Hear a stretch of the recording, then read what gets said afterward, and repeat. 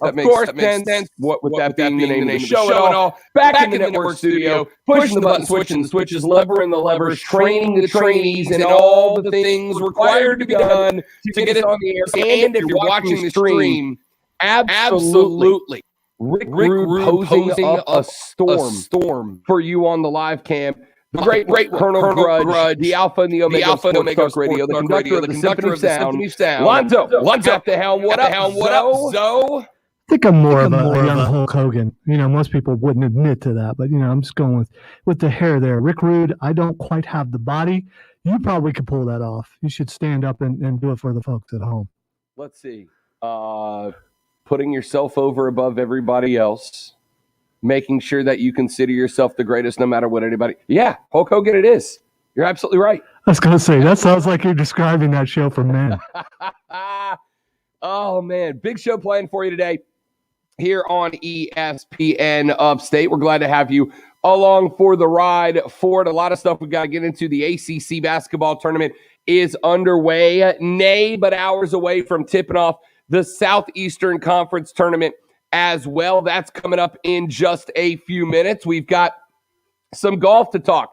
Coming up at 1:20 this afternoon, Miss Savannah Leigh from the Brunswick News. She's our PGA Tour insider. Savannah will join us here on the Rob Brown Show to talk a little golf with us as we get set for the Players' Championship kicking off down in Jacksonville this weekend. So we're going to talk about that. Her favorite golfer in the world, Bryson DeChambeau. Man, old Bryson, game recognized game as the course is tailoring itself to try to keep down Bryson DeChambeau. So we're going to talk about that coming up with Savannah Leigh this afternoon at 1:20. Make sure you stick around for that. Plus, I'm going to ask you, what's the furthest you've ever gone to cover up a lie? What's the furthest you've ever... Zoe will not answer this question because Zoe has never lied in his life. But what's the furthest you've ever gone to cover up a lie? I am human, okay? We've all done that. All have sinned and fallen short, and I do that daily. I don't lie daily, but you know what I'm saying. So, one lady did something quite drastic in order to cover up a lie and protect herself. I'm going to tell you about that coming up in just a little while as well. Busy show on the day. A lot of stuff to get into. Going to get into some NFL talk later on in the show as the salary cap has been announced for 20 and a whole lot more. It is the start of the show. So Zoe, let's start the show. What do you say? Let's do lunch. This is a very nutritious lunch. All the food groups are represented. You guys hear? What in the wide world of sports is going on here? Lunch!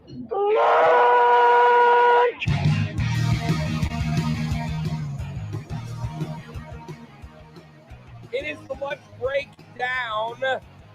The three things you have to know before you go start talking sports with your friends, family, coworkers, or the dog, whoever you spend your lunch break with. These three items shall be the scuttlebutt around the lunch table today.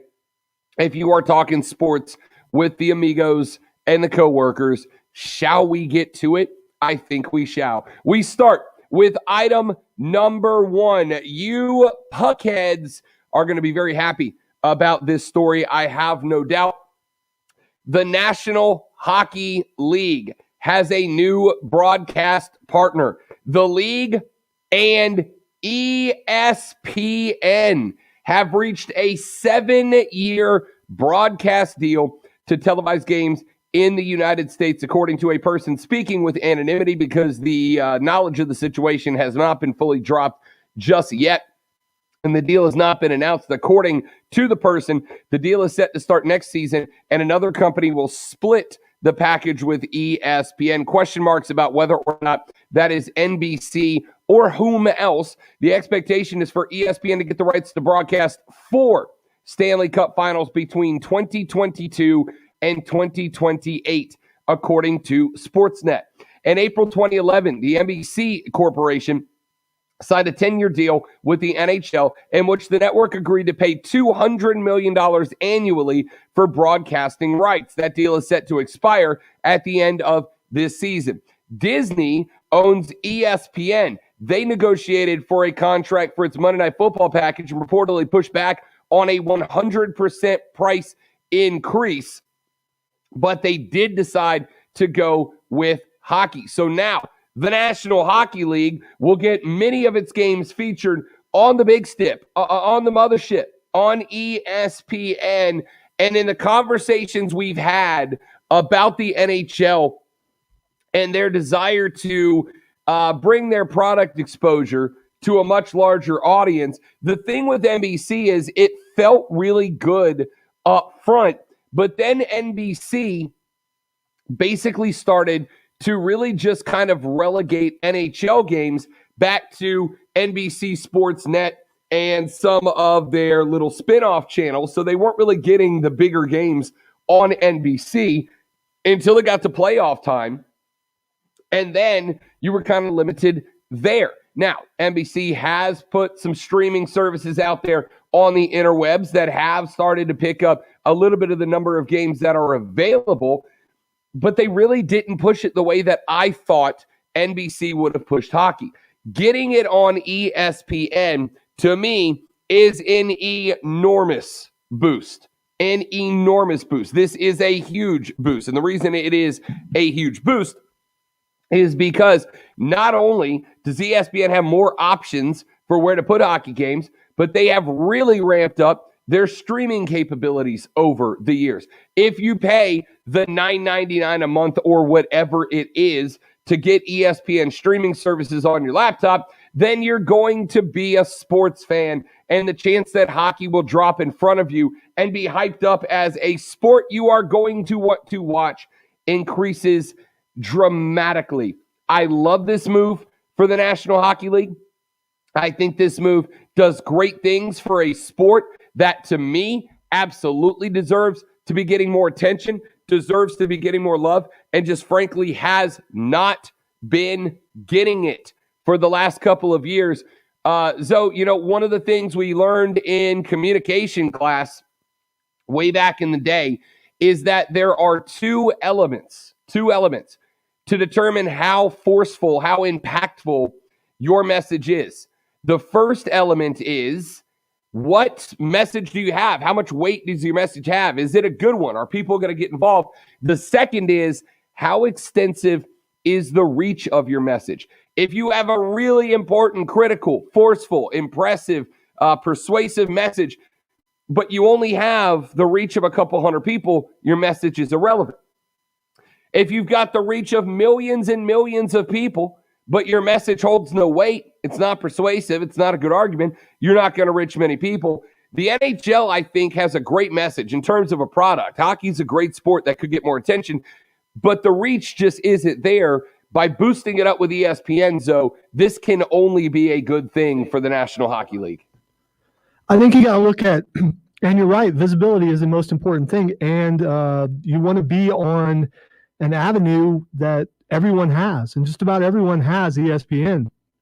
You look at UFC and how they wanted really bad to get to ESPN because they knew that when people go to look for sports, that's the first place they go. So this is where hockey needs to be in order to get a push and get it into the limelight more so than what it has been, and get it in the living rooms of a lot more people to watch. Yeah, this is big. This is big.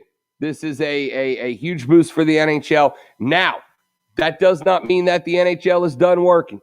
Not by any stretch of the imagination. I've said the same thing about soccer. I've said the same thing about MMA.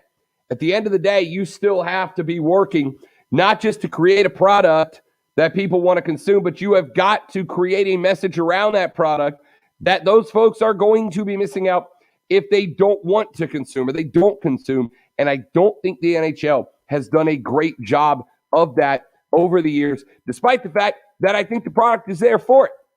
The product is there for them to absolutely gain new eyeballs, especially now through this ESPN deal.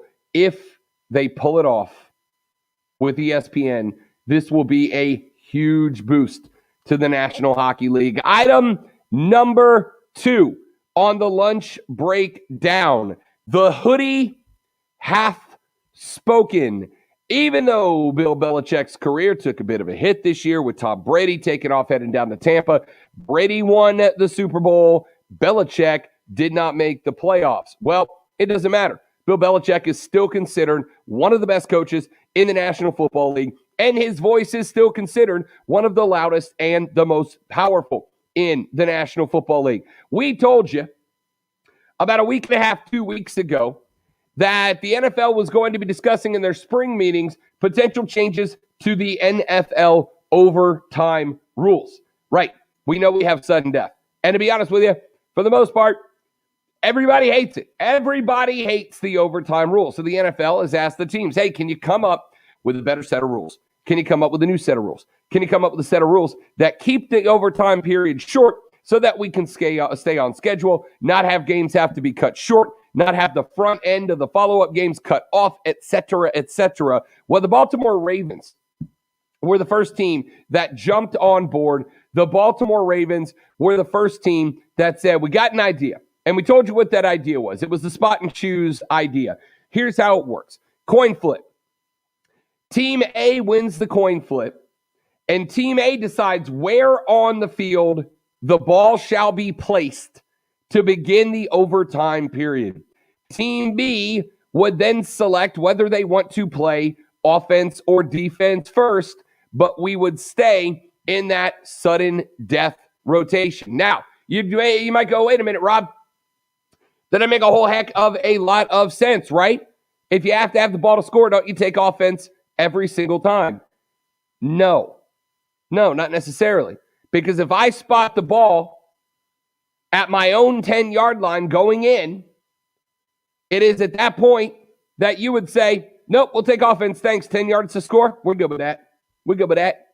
If I was to spot the ball on the opposite 10-yard line coming out, you might go, yeah, I don't think you're going 90 for the TD to win this bad boy. So we'll play defense first, and we'll try to pin you deep and get good field position for our first.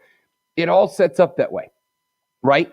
It all sets up that way. Well, that plan has got the interest of some within NFL circles, and one of those names is now Bill Belichick. Hoodie is in favor of a recent rule change presented by the Ravens about the OT spot and choose spot.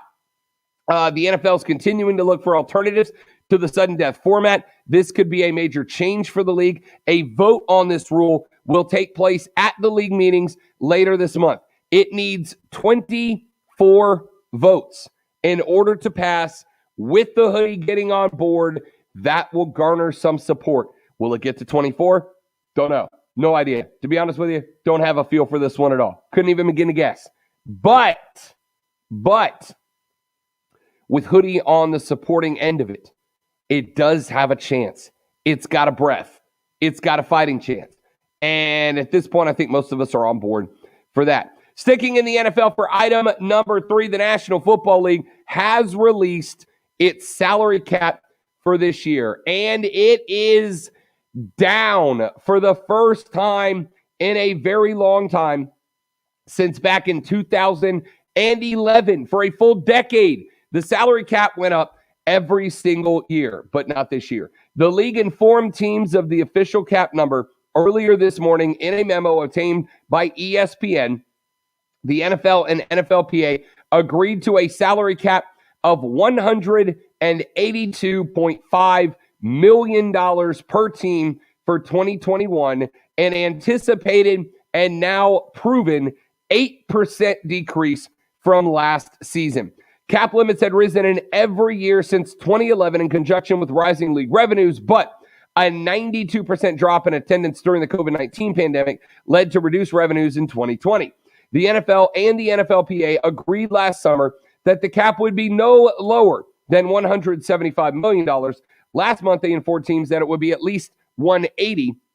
It was $198.2 million last season. It drops this year to $182.5. So almost a $10 million drop as in previous years. The final number is the result of negotiations between the league and the union on projected revenues and other factors. Dan Graziano of ESPN claims that a source told him that absent those negotiated projections, the league's 2020 revenues would have dictated a cap of about $160 million this season, but those negotiations bumped it back up to above 182. Teams must be in compliance with the cap by next Wednesday at 4 p.m. when the new league year begins. Planning has been underway for a year, but teams are expected to release an unusually high number of players into the free agency market to either get under the limit or create space to address other roster needs. The cap number will likely also depress growth for high-end deals in the market. It is expected to be a one-year situation as attendance increases in 2021, and more significantly, new broadcast contracts over the next few years are expected to elevate revenues to far beyond pre-pandemic levels. So this will be one quick year of pain with a 182.5 cap before it boosts back up. I would say that there's a very good chance that the 2022 NFL year might get played with a cap that threatens $200 million per year or higher. But it's going to make this year very, very interesting, predominantly for one reason. The free agency market is going to be absolutely bananas. We've already started to see it. We've got a lot of teams releasing very critical players to their offense because they just don't have the room for them. And now that we know where the cap level is at that 182.5, this free agency market is going to be painful for a lot of players. Not only are they going to end up on the free agent market, many of them unexpectedly, but they are not going to have deals available to them anywhere else that are going to resemble the deals that they initially signed with these teams, because no teams have that money left on the table at this point to take a run at them. So it's relatively unsurprising that the number has gone down. And Zoe, I got to tell you, if you are at all intrigued by the business side of athletics, specifically the NFL, the next 7 days are going to be absolutely chaos as teams are now going to be scrambling. The majority of them are going to have to cut $5 to $15 million worth of salary cap. If you really want to have fun, watch what's going down in places like New Orleans. Zoe, even after the cuts they made so far, the Saints are about $30.5 million over the cap, and they got a week to get under it. There's going to be some big names out there in free agency. And on top of that, most of those players, Lonzo, are going to sign one-year deals because next year's free agency is absolutely going to be a seller's market. Players are going to get redonk deals next year because there's going to be a bunch of free agent money open because of the salary cap getting boosted way the heck up next year. If you're at all interested in the business side of football, Lonzo, sit by the computer and get pushing that F5 button, buddy, because it's about to get weird. Yeah, I can't wait to see what happens as far as, looking at your favorite team. I'm talking about in general, not talking about the Saints, although obviously you're going to be paying attention to that really closely, seeing who actually gets cut. And of those players who are available, they're going to have to take a smaller contract to go somewhere else, because if they were too expensive at one place, they're going to be too expensive at another one. And I think it's being a little optimistic thinking that it's going to go up, that the salary cap's going to go up so much next year, because we can't guarantee that everything is going to be at full capacity this year. We hope so, but we don't know that. And if that doesn't happen and you end up with a similar year to last year, it will stay the same. It won't go up. But I hope you're right. I hope it does go up, but I can't wait to see what happens. And it's going to stink for some player who was looking for a big contract or is like on the edge of, there's going to be some people cut that we probably will be shocked will be cut. Yeah, the Saints have already released Emmanuel Sanders, a one-year player there. Jared Cook, the tight end, is gone. Nick Easton is... Really? Jared Cook is gone? That's surprising because he's been productive wherever he's been. He's been productive, but he had a real case of the fumbles this year. And it just got to the point where it's going, hey, look, we can find a young tight end for half the money we're paying you that hopefully won't fumble the ball. You go back to that NFC divisional round game against Tampa Bay. If Jared Cook doesn't fumble that ball in the third quarter, I think the Saints win that football game. They were driving down. They were about to score. They're going to go up, 21 at that point?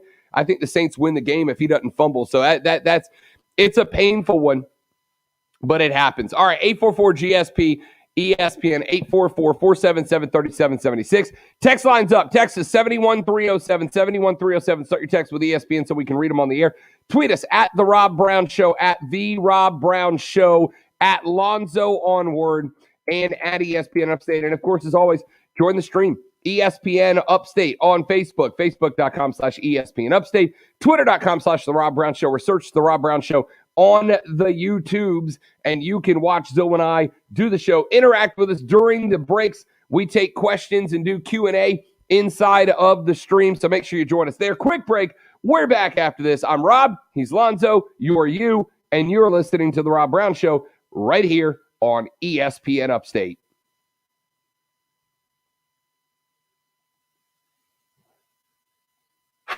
You're listening to The Rob Brown Show. Listen on your computer and tablet at ESPNUpstate.com. So I'm down in Florida for the week, and next week when I come back to the Upstate, which I'm quite excited about, y'all, it's motorcycle riding season. Look outside. The weather is here. Wish you were beautiful, man. And there's no better riding in the country than the Upstate of South Carolina. And heck, man, any direction you point the motorcycle in, you point it east to the low country. You point it north into the hills of North Carolina. You point it west up into North Georgia. You point it south back down through the rest of South Carolina into Georgia.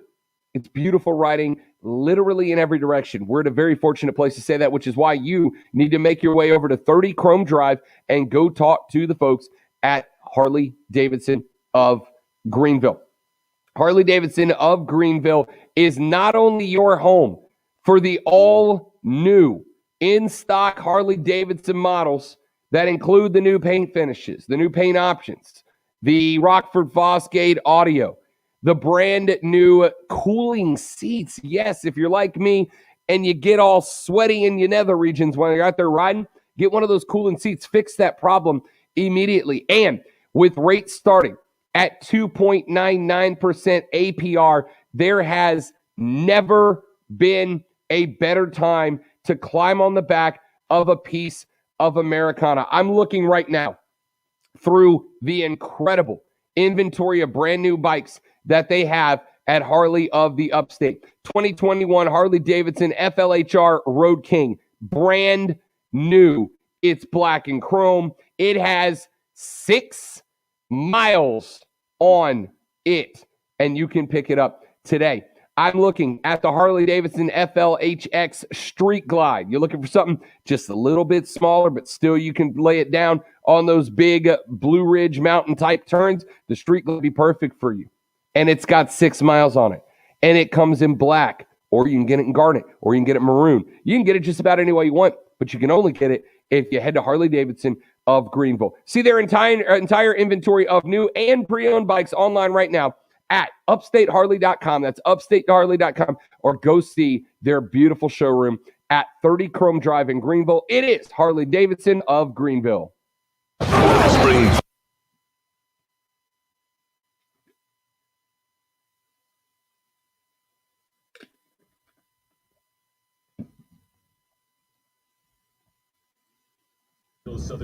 So, Rob, I have a question for you. And I may or may not have an answer, Lonzo. Do cooling seats penetrate chaps? So, yes, because if chaps don't technically... Well, first and foremost is this. I don't wear chaps, all right?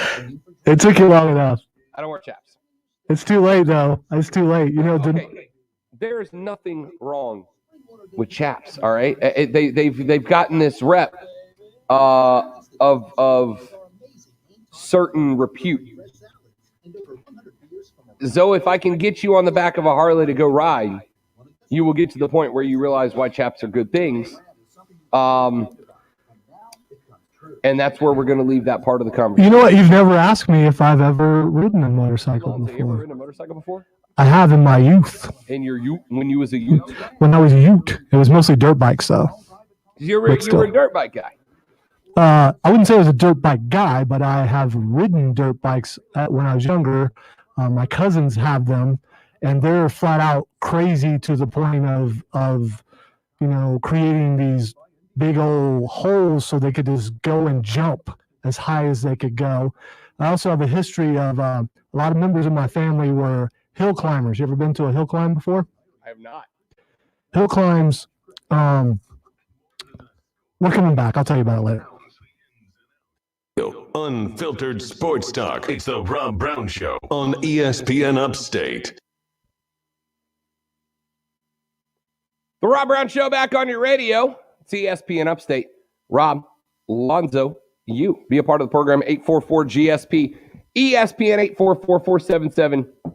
844-477-3776 is the number. The cuts have already started coming in the National Football League. Again, if you missed it in the last segment, the NFL has released its salary cap number. It is down now to $182.5 million per year for the NFL this year. We are already starting to see teams that are releasing players. Just got the notice a few minutes ago. Emmanuel Sanders is out for the New Orleans Saints. 1 year there was a big part when Mike Thomas was down for a number of games this year. And he will not be the only one. We also saw earlier the Tennessee Titans this morning have gone ahead and released Malcolm Butler, veteran cornerback. He is now on his way out. The seventh-year veteran would have held a $14.2 million cap number for the upcoming season. This clears about $10.2 million in cap space for the Titans. He had just signed a 5-year, $61.25 million contract with the Titans in 2018 after spending 4 seasons with the New England Patriots.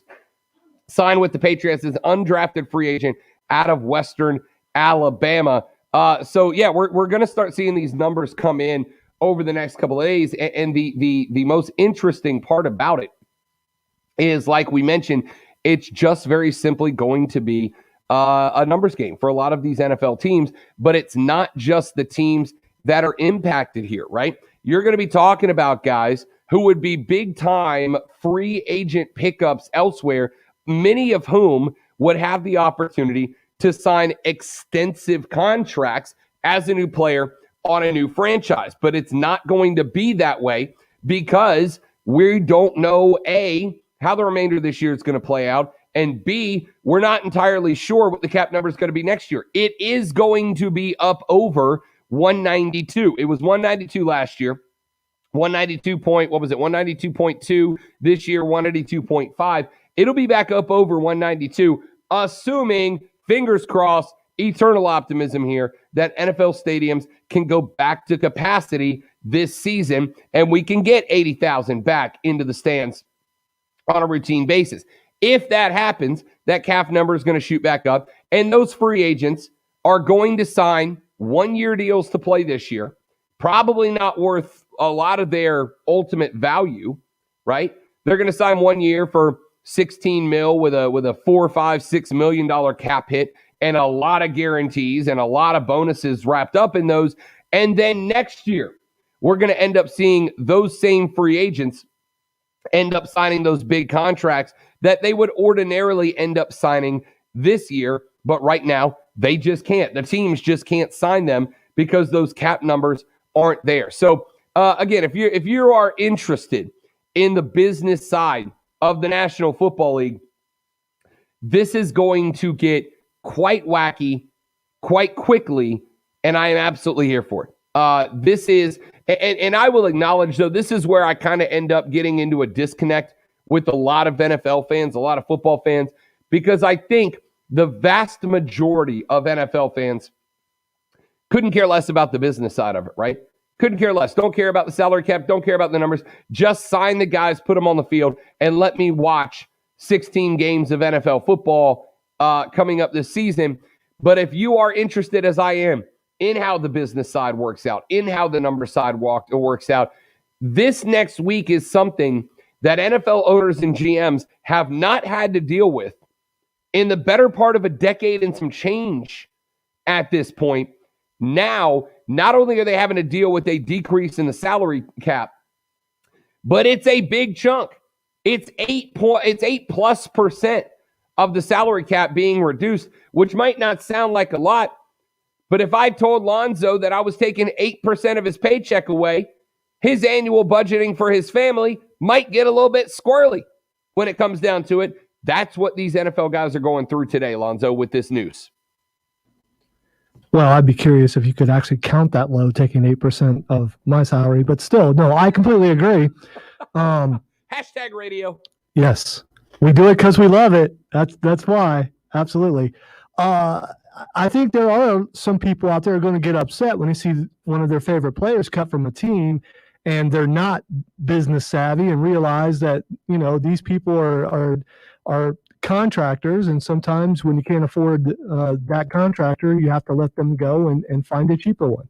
And really that's what it comes down to. And I am watching attentively now the Twitter and everywhere to see who the next person is going to be cut. And they knew this was coming. They had to know this was coming. So, you're probably as a player going, am I on that list? Am I going to be where I am now in the next day or so? And it's going to be fun. Not for us. I mean, it'll be fun for us, so it won't be fun for them. But most of these guys are pretty good, and they'll end up somewhere else. It will not be fun for those of us who are fans of teams that mortgaged the future, and now the piper has come a-calling. It would have been tough for the Saints to get under the salary cap when it was 192. I just want to say that there's some people out there already saying, hey, trade Taysom Hill and you'll get some cash back that way. So there's some, or, maybe you unload a quarterback and you're going to get some room there. If you had to unload one of your quarterbacks right now, which one would it be? It's Drew Brees. Can I select the soon-to-be retired Drew Brees? Yeah, because he hasn't retired yet, has he? He's going to, by the way. Somebody asked me yesterday, is Drew Brees definitely done it? I'm sure. I'm sure that there is. I'm sure that there is some part of Drew Brees that's sitting at home going, maybe I could give it one more year, right? With what Brady did, I was injured last year, etc. But the fact that Drew Brees has missed multiple games back-to-back, no. Why are we talking about this? He's retiring. Stop it. Quick break. We're back after this. I'm Rob. He's Lonzo, and you're listening to The Rob Brown Show. This is ESPN Upstate.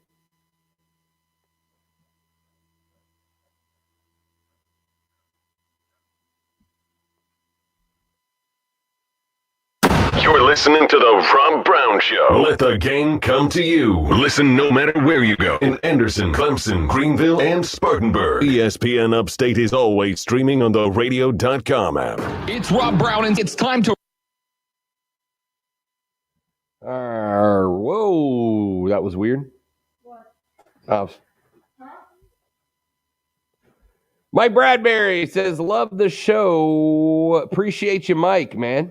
Thank you very much. Very kind of you. Glad to have you along. Thanks for checking in.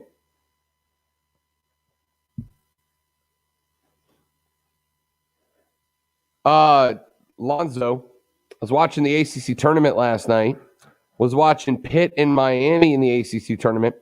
That game ended at like 12:45 Central Time, which means that Eastern Time, that game ended at nearly 2 o'clock in the morning. And they're playing in Central Time. I was also exhausted. I'm 90% sure I was watching that game live, but my Lord, did that game go on into the daggum night. The fact that you're not sure if you were watching it live, I think that says a lot. Yeah, I don't think I would have stayed awake for that. Pretty much. So where you're at, are you in Central Time in Florida? Okay. So how many hours? That's just 1 hour, right? Yep. Okay, so it's not like West Coast where it would be more than that.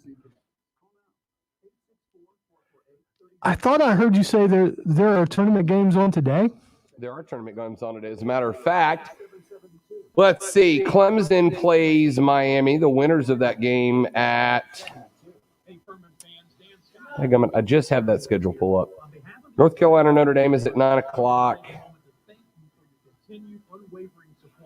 Where'd that Clemson game go? There it is. Clemson, Miami is at 2:30 Eastern time. So actually pretty soon here. Looks like I'm going to get my phone charger. So, by the way, going back to something I mentioned earlier during the first break, you should look up hill climbing. If you want to see crazy motorcycle people. Those are the dudes that find like the vertical hills and just ride straight up them, right? Yeah, and they're timed. And a couple of my uncles had records for a while. But yeah, and it was a big time business. I mean, to the point where they, were having sponsors and trailer to pull their bikes and all that kind of stuff. It is really cool to see. It's also crazy. Yeah. I don't know if it still goes on or not, but I know 100% it still does. Okay. I've seen it in like out in the Middle East where they'll take the bikes out into the desert and they'll find the sand dunes that go straight up and they'll do it on those things. And I'm like, that's straight up loose dirt. Like you miss a bit of leverage on one of those and you are done for. Yeah, one of my uncles broke quite a few bones a couple times shooting the top of that hill with the nitrous behind him, and you hit it wrong and your bike turns just a little bit the wrong way, you're going over, and luckily there were photographers there to take pictures as he was going over the top. Yeah.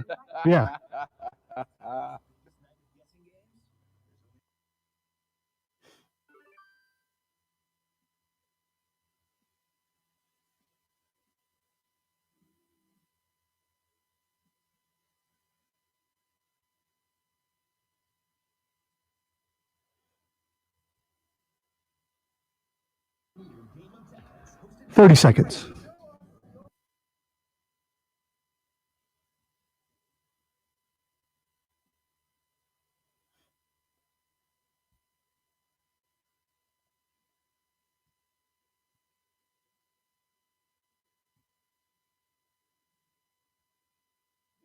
Wherever you listen.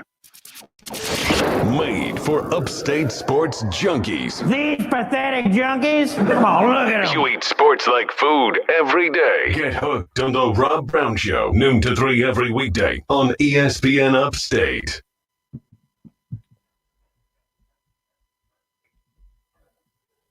The Rob Brown Show rolls on. This is ESPN Upstate. Welcome in, Rob, Lonzo, and you.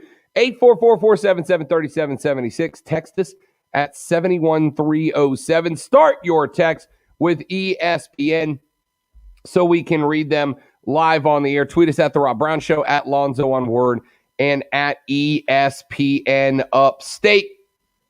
Thanks for hanging out with us. Let's see. Let's go with, I don't know. What do we do? Let's talk ACC basketball. What do you say? Let's talk ACC basketball tournament. Last night, Miami knocked off Pittsburgh, so Miami will be taking on the Tigers of Clemson. That one's going to be today at 2:30. At 2:30 Eastern time. I'm Central, so it's behind me, so I'm trying to get all my time zone straight here. Should be an interesting game. I like Clemson in this game. From Williams Hill Sportsbook, the Tigers are favored by 9 in this game. And I got to tell you, I don't love the cover with the over-under set at 126. So you're talking a game somewhere in the mid-60s. I don't love the cover on this game, but I don't love the cover, but I do like Clemson to win straight up in this one. The Tigers, I'm looking at a Clemson Tigers team. We've talked about this behind Alamir Dawes. The Tigers last Saturday strolled past the Pittsburgh Panthers 77-62 in a game that frankly wasn't that close. These same Panthers gave Miami everything that the Hurricanes wanted last night. Clemson's just a better team. Alamir Sims coming in averaging 13.2, 6.1 boards, and 2.6 assists in the 66-58 victory that Clemson had over Miami back on the 27th of February. Had 19-6, a pair of blocks, a steal, and an assist to go along for the ride. But Miami played relatively well down the stretch last night. Very balanced attack, had a number of players come off the bench and step up. Nazir Brooks led the charge, 12 points, 6 boards. He's averaging 16.5 per game in his last 2 outings. Miami 4-1 against the spread in its last 5 meetings against Clemson. The Canes are also 4-1-1 against the spread in their last 6 played in March. I'm going to tell you straight up, Clemson may have a dogfight on their hands. That's why I don't love the cover. But I think Clemson is the better basketball team right now. Miami, and again, as we mentioned, Clemson coming off the first round bye is the 5 seed, right? They got 1 round bye, just barely missed. I think if FSU drops 1 more, Clemson might have been the 4 seed and gotten the 2 round bye.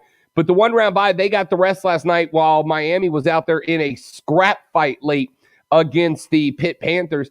And neither one of these teams are a really good team. Miami looked like they might have something for the ACC early in the season, and then they have been absolutely ravaged by injuries as much as anything else. But the wheels just kind of came off for the Canes as the season progressed. They still threaten, now that they have gotten back closer to healthier, they still threaten to be a decent little ball club. They still threaten to be able to make a run and scare some folks. Clemson is going to have to play. And this is where I saw yesterday on Offsides, Mark Ryan was asking the question, has Brad Brownell done enough to keep his job? This is where he answers the questions. This is where Brad Brownell has an impetus to have his team perform well. If Brad Brownell puts a disciplined Tigers team out there that plays their ball, run the ball inside out, play it from the big man out to the guards as opposed to trying to force it the other way around, they ought to be able to beat the Miami Hurricanes. But if they fall in this game today, coming up here in about an hour and 15 minutes or so, if they find a way to not get it done against Miami, they could find themselves in some big time trouble. And Brad Brownell may end up having more questions to answer than he started the season with. All right, so you're fairly new here. You're still here for a year. This is the same situation every year under Brad Brownell. You get to this point, you show some promise, then you get to right here, and this is when they lose.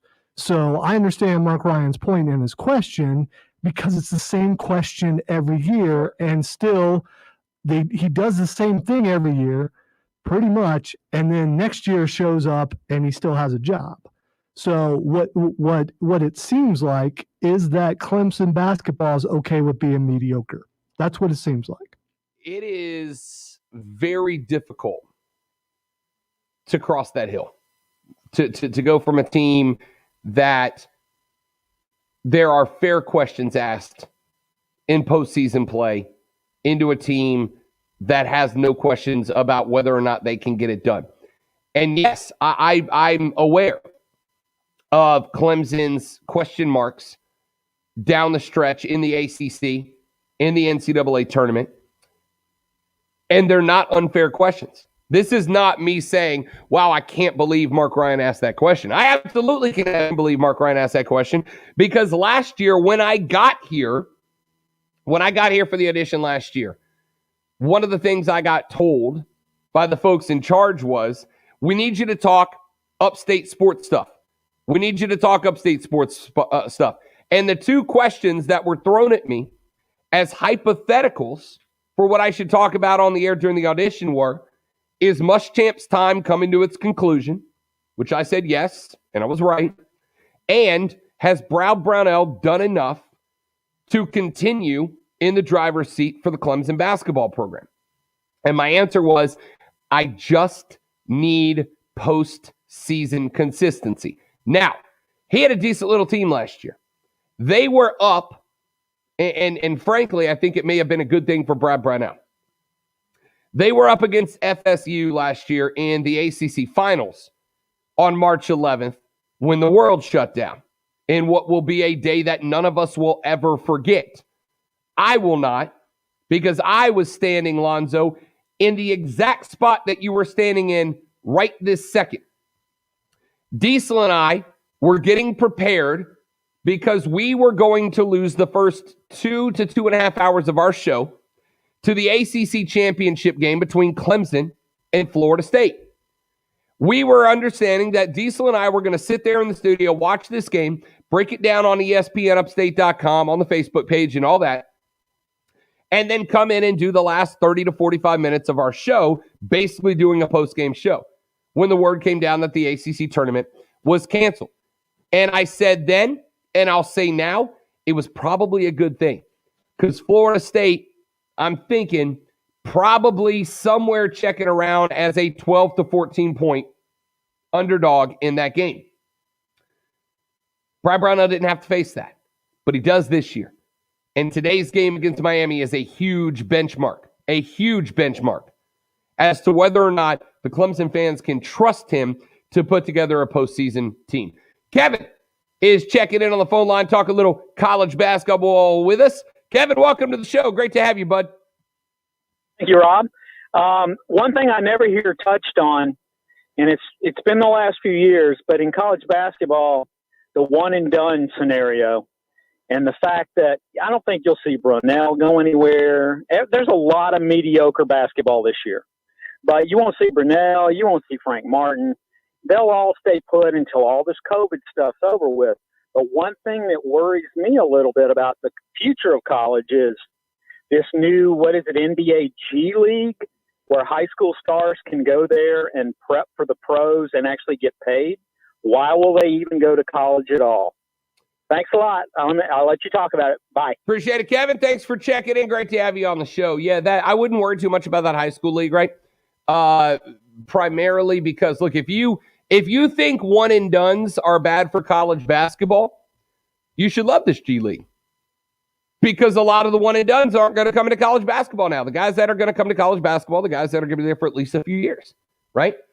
Though, and the G League or D League or F League or whatever league they're calling this one, the high school developmental league, this league is not going to be a league that just any high school kid that would have gotten a college scholarship is going to be able to enter. This is only going to be for the guys that are one and dones, more than likely. I don't think it's going to have nearly the detrimental impact on college basketball that a lot of people think that it will. Only the top guys, the one and done guys. And if a guy doesn't want to be, if a guy has one and done talent and doesn't want to be a one and done, he wants to go college ball, he can still go college ball, right? He can still do it. So the only guys this is really going to take out of the league, I think, are going to be the guys that only want to go one and done. Now, I don't have a problem with one and done players. It's their future. If they want to play one and go to the pros, go play one and go to the pros. But if you think one and dones are bad for college basketball, then you should be a fan of this new developmental league. Quick break. We'll come back here in just a minute. Wrap up hour number 1. Coming up in hour number 2, Savannah Leigh joins us at 1:20. Get set. We'll talk about last week's Arnold Palmer Invitational. We'll start looking ahead to the TPC in Jacksonville this week. That's coming up at 1:20. Finishing up hour number 1 next on The Rob Brown Show. I'm Rob. He's Zoe. This is ESPN Upstate. You're listening to The Rob Brown Show. Listen on your Amazon or Google smart speaker.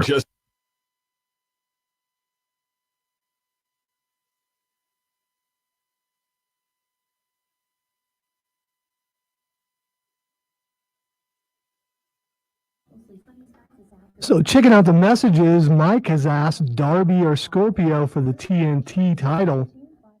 I really like Scorpio Sky.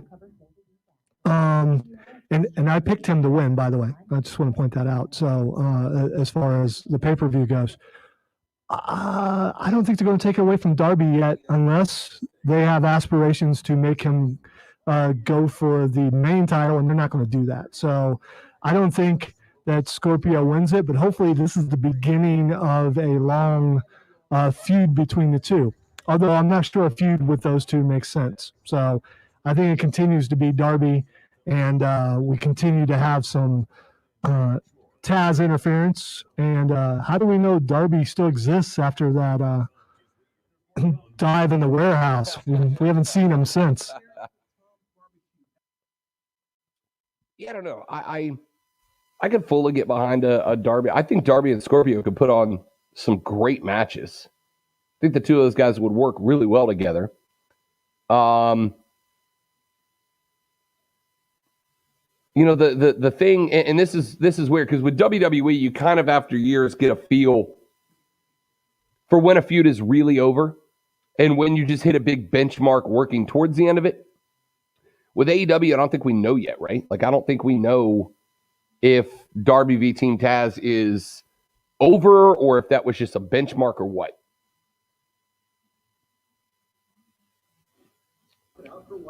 It was pretty much a highlight as far as the match on the pay-per-view. Yeah. So we'll see what happens. But this guy is capable of doing a whole lot, and so is Scorpio Sky, are two talented guys. So you want to see the talent go up against each other because you think it's going to be a magical match, but we'll find out.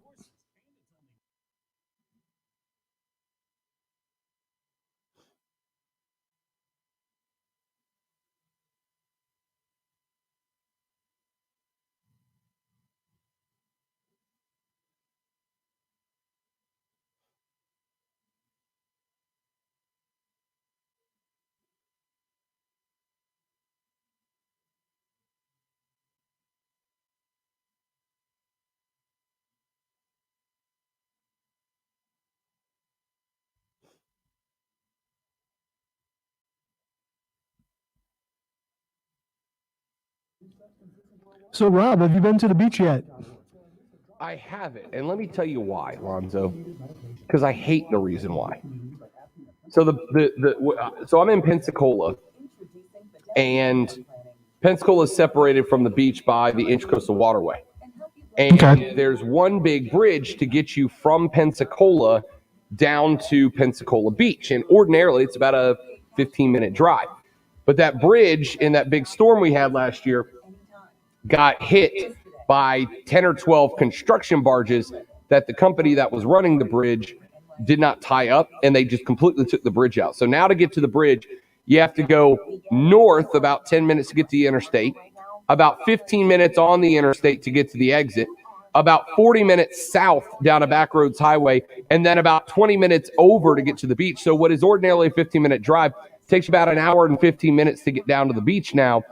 And it's one of those things that every day I'm like, yeah, I'm going to go to the beach tomorrow.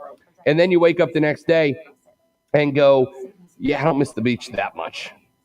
And every other person in Pensacola has to take that bridge that works in the south part of the county. So it's not just that you're facing every person that has to go somewhere else. It's an absolute bleep show down here. Well, that sucks. 20 seconds. Mm-hmm.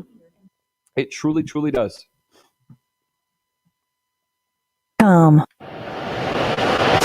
He's not messing around. Real, unfiltered sports talk on the Rob Brown Show, ESPN Upstate.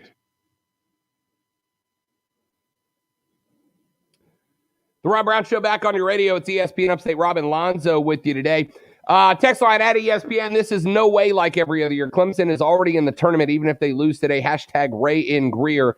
Ray, thanks for the text. And you're spot on. That is the good news, is that Clemson is not playing for their March Madness lives here. They're already in. They are absolutely in. They had a very good season within a pretty good ACC. I think where the ACC ended up with 7 nods. I think the Big Ten ended up with 9. Best tournament in college basketball, or best conference college basketball this year, no doubt about it. But it's like I said, man. It's like I said earlier in the week. This is a really good year for the Clemson Tigers in the ACC bracket. I think they're set up about as nicely as you could have asked them to. Today they take on Miami, who beat number 12 Pitt in game 1. That one took place yesterday afternoon. And then they line up in the next round against Georgia Tech. That's a beatable 4 seed in Georgia Tech for the Clemson Tigers. You have to bring your A game, 2:30 tomorrow afternoon if you get by Miami today at 2:30. But that's a winnable game. You're looking up on the top side of the bracket. 3 teams out of the top side of the bracket. Number 8, Syracuse. Number 9, NC State. And number 1, Virginia. Now, Virginia is another team that we know can be beat. We watched Virginia get dominated a couple of times during the regular season this year. That is a beatable team, but it will take everything Clemson has. If they get by Virginia, the 1 seed, coming out of game number 12, they got to get by Miami today, Georgia Tech tomorrow. They should be favorites in both of those games. If they are able to handle business and get through those 2 games today and tomorrow and take on number 1 Virginia in game number 12. That'll be at 6:30 on Friday if they make it to that point. If they can get by Virginia and make it to the ACC title game, then they got a real good shot, because out of the bottom bracket, I'm looking at number 2 FSU as a possibility, number 3 Virginia Tech is a possibility, number 6 North Carolina is a possibility. And by the way, I don't mean to alarm anyone, but Duke had a really, really good opening day. They looked crisp against number 15 Boston College. But FSU, Virginia Tech, North Carolina, Duke, one of those 4 is coming out of the bracket on the bottom side to take on Clemson in the ACC title game. And I think Clemson's got a chance against every one of those teams. I really do. FSU has looked significantly worse in the last 3 weeks than they did in the top part of the season. Virginia Tech, same thing. Duke and Carolina both have looked better towards the end of the year, but not nearly as good as they traditionally do. Brad Brownell's got a chance to capture an ACC crown this year. He really does, genuinely. But it's going to take him having this team play consistent basketball for 4 games in the postseason. And that's what the question mark is for a lot of folks. Quick break. We'll come back in just a minute. Get hour number 2 underway. Savannah Leigh joins us at 1:20 to talk some golf. We'll get some NASCAR in as well. This is the Rob Brown Show. My name is Rob Brown. Lonzo at the helm. You on the phones. This is ESPN Upstate.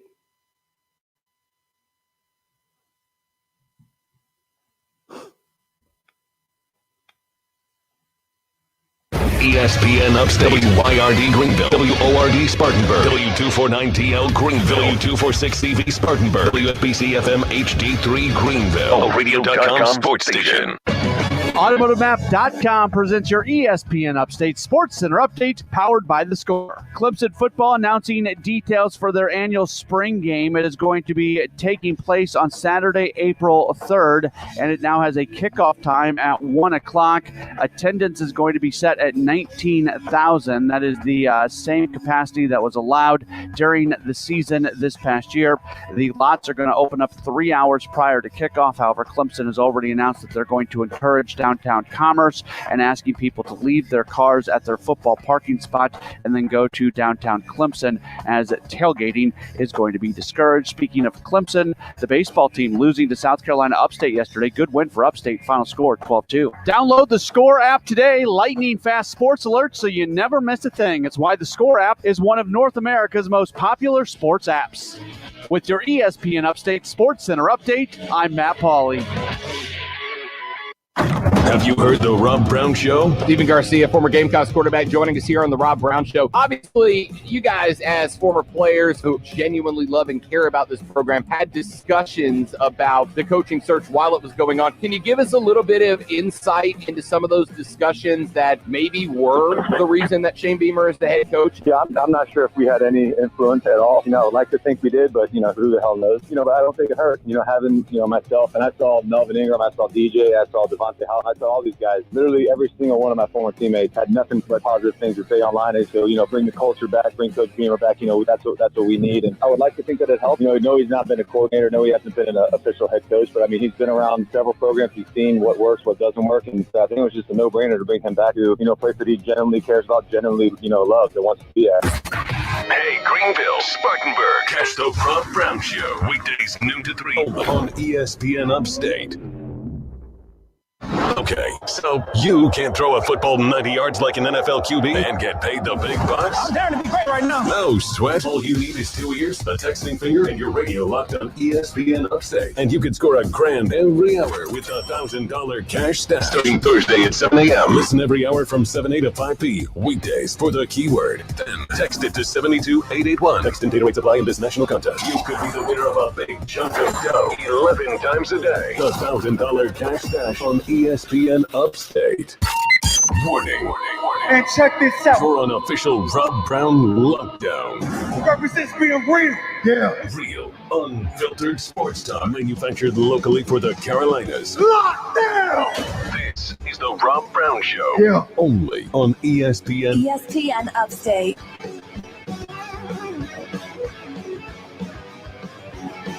Rob Brown Show back on your radio. This is ESPN Upstate. Rob, Lonzo, you. Be a part of the show, 844-GSP-ESPN, 844-477-3776.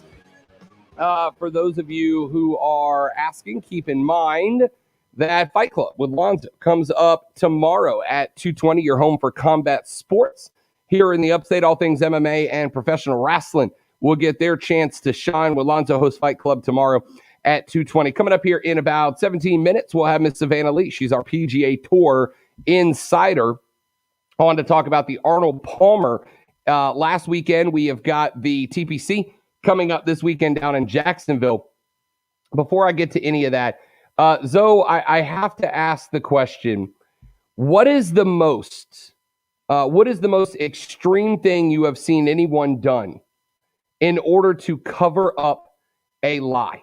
Somebody got caught in a lie, and you've met these people, these chronic liars, that they get caught in a lie, and they will just keep doubling down to do anything they can do to try to keep the truth from coming out.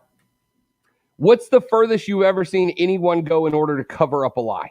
So there's this guy I know, he got caught cheating.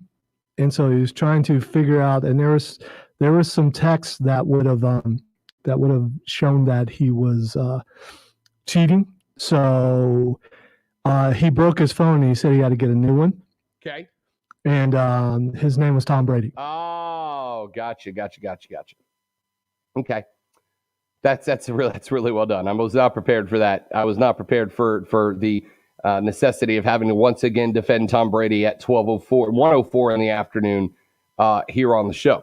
So instead, I'm going to tell you another story of a person who is going to take that cake away from Zoe's most hated man in America in 2021.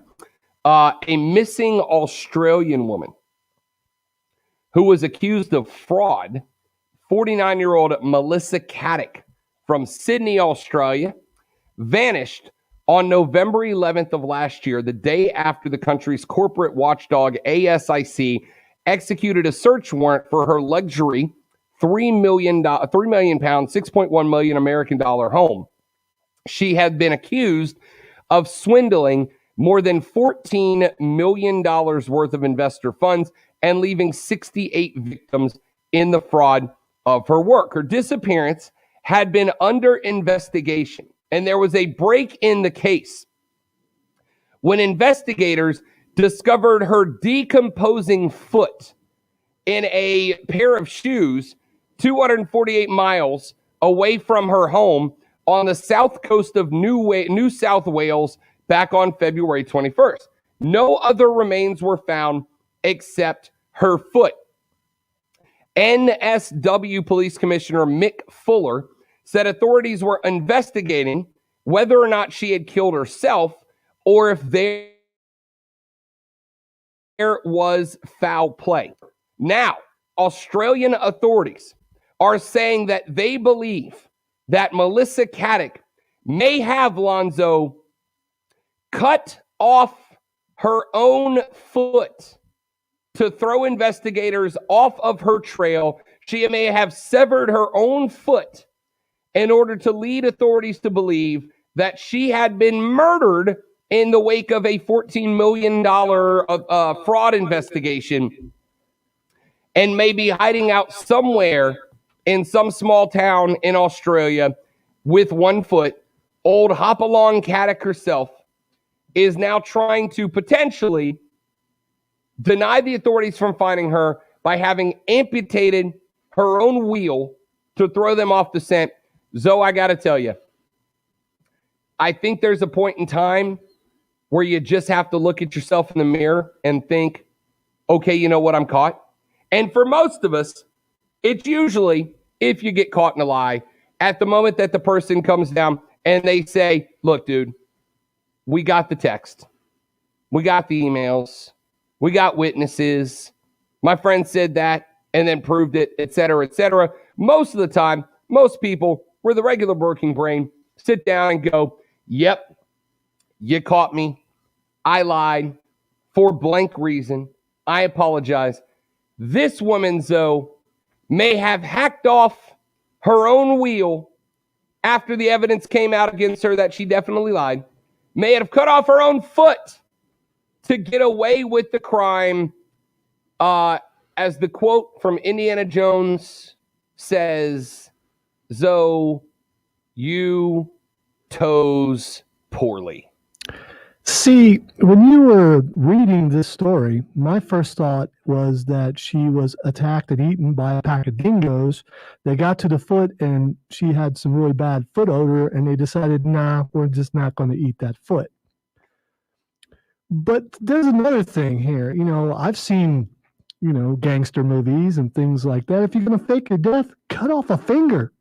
I mean, you can survive with like the end of your finger, and there's enough DNA there for them to go, hey, this is her. And then you still have 2 feet. I find it hard to believe that someone would actually cut their foot off. I think this is so much speculation, because the amount of pain it would be, I don't believe it. You find fingers, you find teeth. I get it. Someone will pull their teeth. Someone will cut a finger off, but you're not cutting your foot off. You giving up a hand or a foot to get away with it? You got to pick one. You giving up a hand or a foot? Why do I have to give up an entire appendage? I mean, why not give up part of one? I give up some toes. I give up a toe, like the middle toe. What's it for? It doesn't really do it. You don't need your middle toe for balance. I don't use my middle finger, so I can go ahead and cut that one off. So I'm good with that. But an entire hand or an entire foot, I guess if I have no choice, I'm going with a hand. Yeah, I'm going foot. I'm going foot. I need my hands for too much, man. If I didn't have, think about show prep. If I had to show prep because I hacked off a hand to cover up a lie, right? It'd be tough. Rather nah, they have dictation programs where you can just say, look up this, and you don't need your hand for that. If you know this or not, I have to dictate to people for my job. Be tough to do. Anyway, $14 million in fraud, may have cut off her own foot in order to sounds like a cover up of a mob hit to me. I think she owed some people some money other than that $14 million, or maybe the people, that she frauded was Vinny, down the road. You don't want to fraud Vinny down the road, or you might lose your entire body and all is left is a foot. The investigator said, quote, while it's not my area of expertise, if that's the case, a possible scenario is that she had been murdered recently or murdered and kept on ice for a while, end quote. Australian authorities, Lonzo, very tactful in the way that they talk about these things. Very tactful. I am curious, is there an Australian mafia, and what is it called? There's mafias everywhere. Text line 71307. What is the Australian mafia called? All right. 844-GSP ESPN 844-477-3776 is the number to be a part of the program. Mel Kiper Jr. was asked about Trevor Lawrence heading into the NFL. And I read the quote that Kiper had. Kiper said that amongst the highest quarterback grades of his many years scouting the draft, he said that in history, Lonzo, there have only been 3 quarterbacks that he gave a higher grade to coming into the draft than Trevor Lawrence. He said the 3 quarterbacks ahead of him going into the draft that he gave better grades to were John Elway, Andrew Luck, and Peyton Manning. He said, quote, I've been studying the NFL draft since 1979, and I've seen a lot of quarterbacks, some great, some terrible, some first-round picks who made the Hall of Fame, and some top 10 picks who were complete busts. So when I was asked recently where Clemson's Trevor Lawrence ranked amongst the highest-graded quarterbacks I've ever studied, I just said he's up there. Other guys that made his top 10 were passers like Jim Kelly, Troy Aikman, historic busts like Ryan Leaf and Andrew Ware. A current budding star in Josh Allen has been in that top 10 as well. Kiper said that it's no surprise that Trevor Lawrence is up there, but a glaring omission from Kiper's top quarterback of all time going into the draft list was another former Clemson star, Deshaun Watson, who was a similar prospect with his own track record of success. He did not make that top 10 cut. So Mel Kiper's highest graded quarterbacks of all time: number 1, John Elway; number 2, Andrew Luck; number 3, Peyton Manning; number 4, Trevor Lawrence checks in at number 4. He's got Jim Kelly at number 5. He's got Andre Ware at number 6, Drew Bledsoe at number 7, Ryan Leaf at number 8, Troy Aikman at number 9, Josh Allen at number 10. Just outside of the top 10 in no particular order were Vinny Testaverde, Boomer Esiason, Steve Young, Bernie Kosar, and Tim Couch. Any surprise from you, Zoe, that arguably the most, I won't say most trusted, but the most well-known draft grade analyst in all of draft grade analyticism has Trevor Lawrence as his 4th highest graded college quarterback in all time? No, not really. I mean, when Trevor Lawrence was coming out of high school, you looked at him and just knew that this dude's going to the NFL. And he lived up to all the hype at Clemson. And I'm not going to drop my criticisms. I'm not going to throw them down like I normally do. They're there. You know what they are. And we'll find out when he gets to the next level. He's going to go number 1. He deserves to go number 1. But out of that list that Kiper throws up there, how many of those guys won in the first couple of years in their career? Not many quarterbacks do. Yeah. Right? So that's the other thing is I think a lot of people are going to watch TL16 in his first year at Jacksonville and be ready to issue a career grade on him. And it's not just that most quarterbacks don't win in the first year, but you got to look at the Jacksonville team he's taken over, which was terrible. You got to look at the fact that they have a very experimental head coach in Urban Meyer. I'm not sold on Urban Meyer being ready for the league either. The guy's won everywhere he's gone, but he has not done it at the NFL level. And if Nick Saban showed up in the NFL and couldn't win, you know, the thought that Urban Meyer, because he won at college, is going to translate just isn't there. TL16's got a hell of a challenge laid up ahead of him, Zoe. Yeah, he absolutely does. And there's no way we can tell if he's going to be a bust or not for probably 5 years. I would think 5 years. And if you look at it, it's probably like 4 or 5 years for like Peyton Manning, for Elway, for some of those guys that he had such a high grade on. And the other thing, I understand that if you get a high grade on a quarterback and they go really high, they're going to a really bad team. And it takes a while for the rest of the team to catch up with their talent if they ever do. All right, 844 GSP ESPN, 844-477-3776 is the number. Let's run to a break. When we come back, Savannah Leigh from the Brunswick News, our PGA Tour insider, joins us right here on the show. We're going to talk about last week's Arnold Palmer Invitational. We're going to talk about the TPC, the Players Championship, this weekend down in Jayville. All that and more coming up next right here on the Rob Brown Show. Rob, Lonzo, and you, this is ESPN Upstate. You're listening to The Rob Brown Show. Listen on your phone everywhere on the radio.com app. Download the app and make ESPN Upstate a favorite for 24/7 real, unfiltered sports talk. All right, this message goes out to Joe driving down 385 right now in your Hyundai.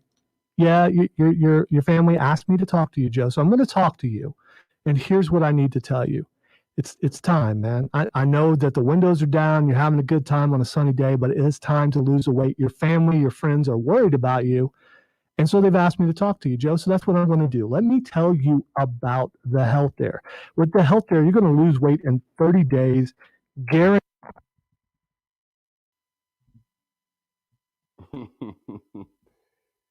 So that's what live reads sound like when Zoe was doing them. Quick break.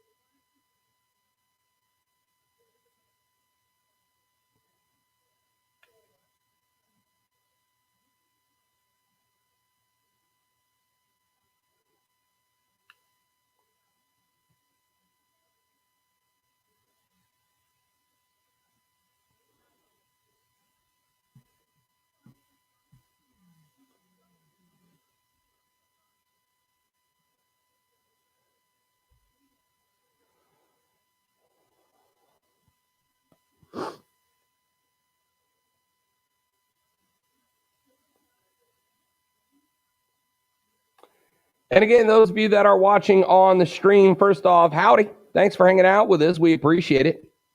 And as the great Pat McAfee says, be a friend, tell a friend, share it around if you don't mind. We want this to grow. We want what I want is for the show. I want the chat here in the stream while we're doing the show to go absolutely bananas. I want a ton of people in on it. I want this thing to turn into its own community separate from the show. So share it around if you don't mind. Second off, again, you got any thoughts? If you're watching on the stream out there, drop them in the comments. Anything you want to know about Zoe and I, any questions you want us to answer while we're off there, etc. We are happy to do so. You just got to ask, man. And you know what? It doesn't have to be sports related. It very rarely is here in the stream. 90 seconds. All right. I'm not saying it can't be sports related because we're down with that too. Obviously, it is a sports show, but yeah, we'll answer other questions too. I would do that, but I'd go into a coughing fit. Brian, what's up, buddy? Appreciate you joining. Great to have you on board, man. The old virtual fist bump to you as well. Savannah standing by. Sweet.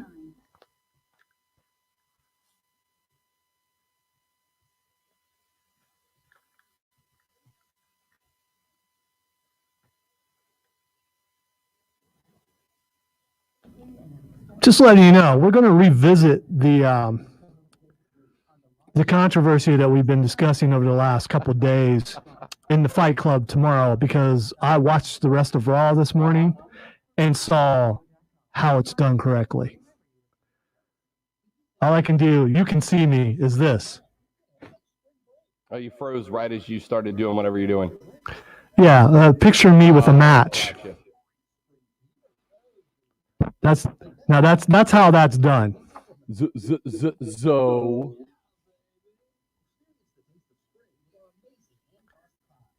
now the question is tonight: are you watching NXT first, or are you watching AEW first? Because NXT, William Regal has a major announcement to make. I already know what it's going to be. Do you? So yeah. What, that they're moving? First, one of them is that they're moving. He's got two major announcements tonight. One is that he's moving, and the second, I guarantee you, and I would bet money on it, is that they are creating a women's tag team title. So NXT is going to get women's tag team championship. It would be better served down there anyway. They just as the great Ron Swanson said on the great Parks and Rec, never half-ass two things, whole-ass one thing. If you're not going to commit to creating a women's tag division that's good, then just get rid of the belts. There's no point to them. Well, I think you can't argue that Shayna and Nia are very dominant. Absolutely. You just need someone to actually be able to challenge them and make it look interesting. You've broken up every other women's tag team, and you keep just throwing random pairings of people at them. All right, 20 seconds.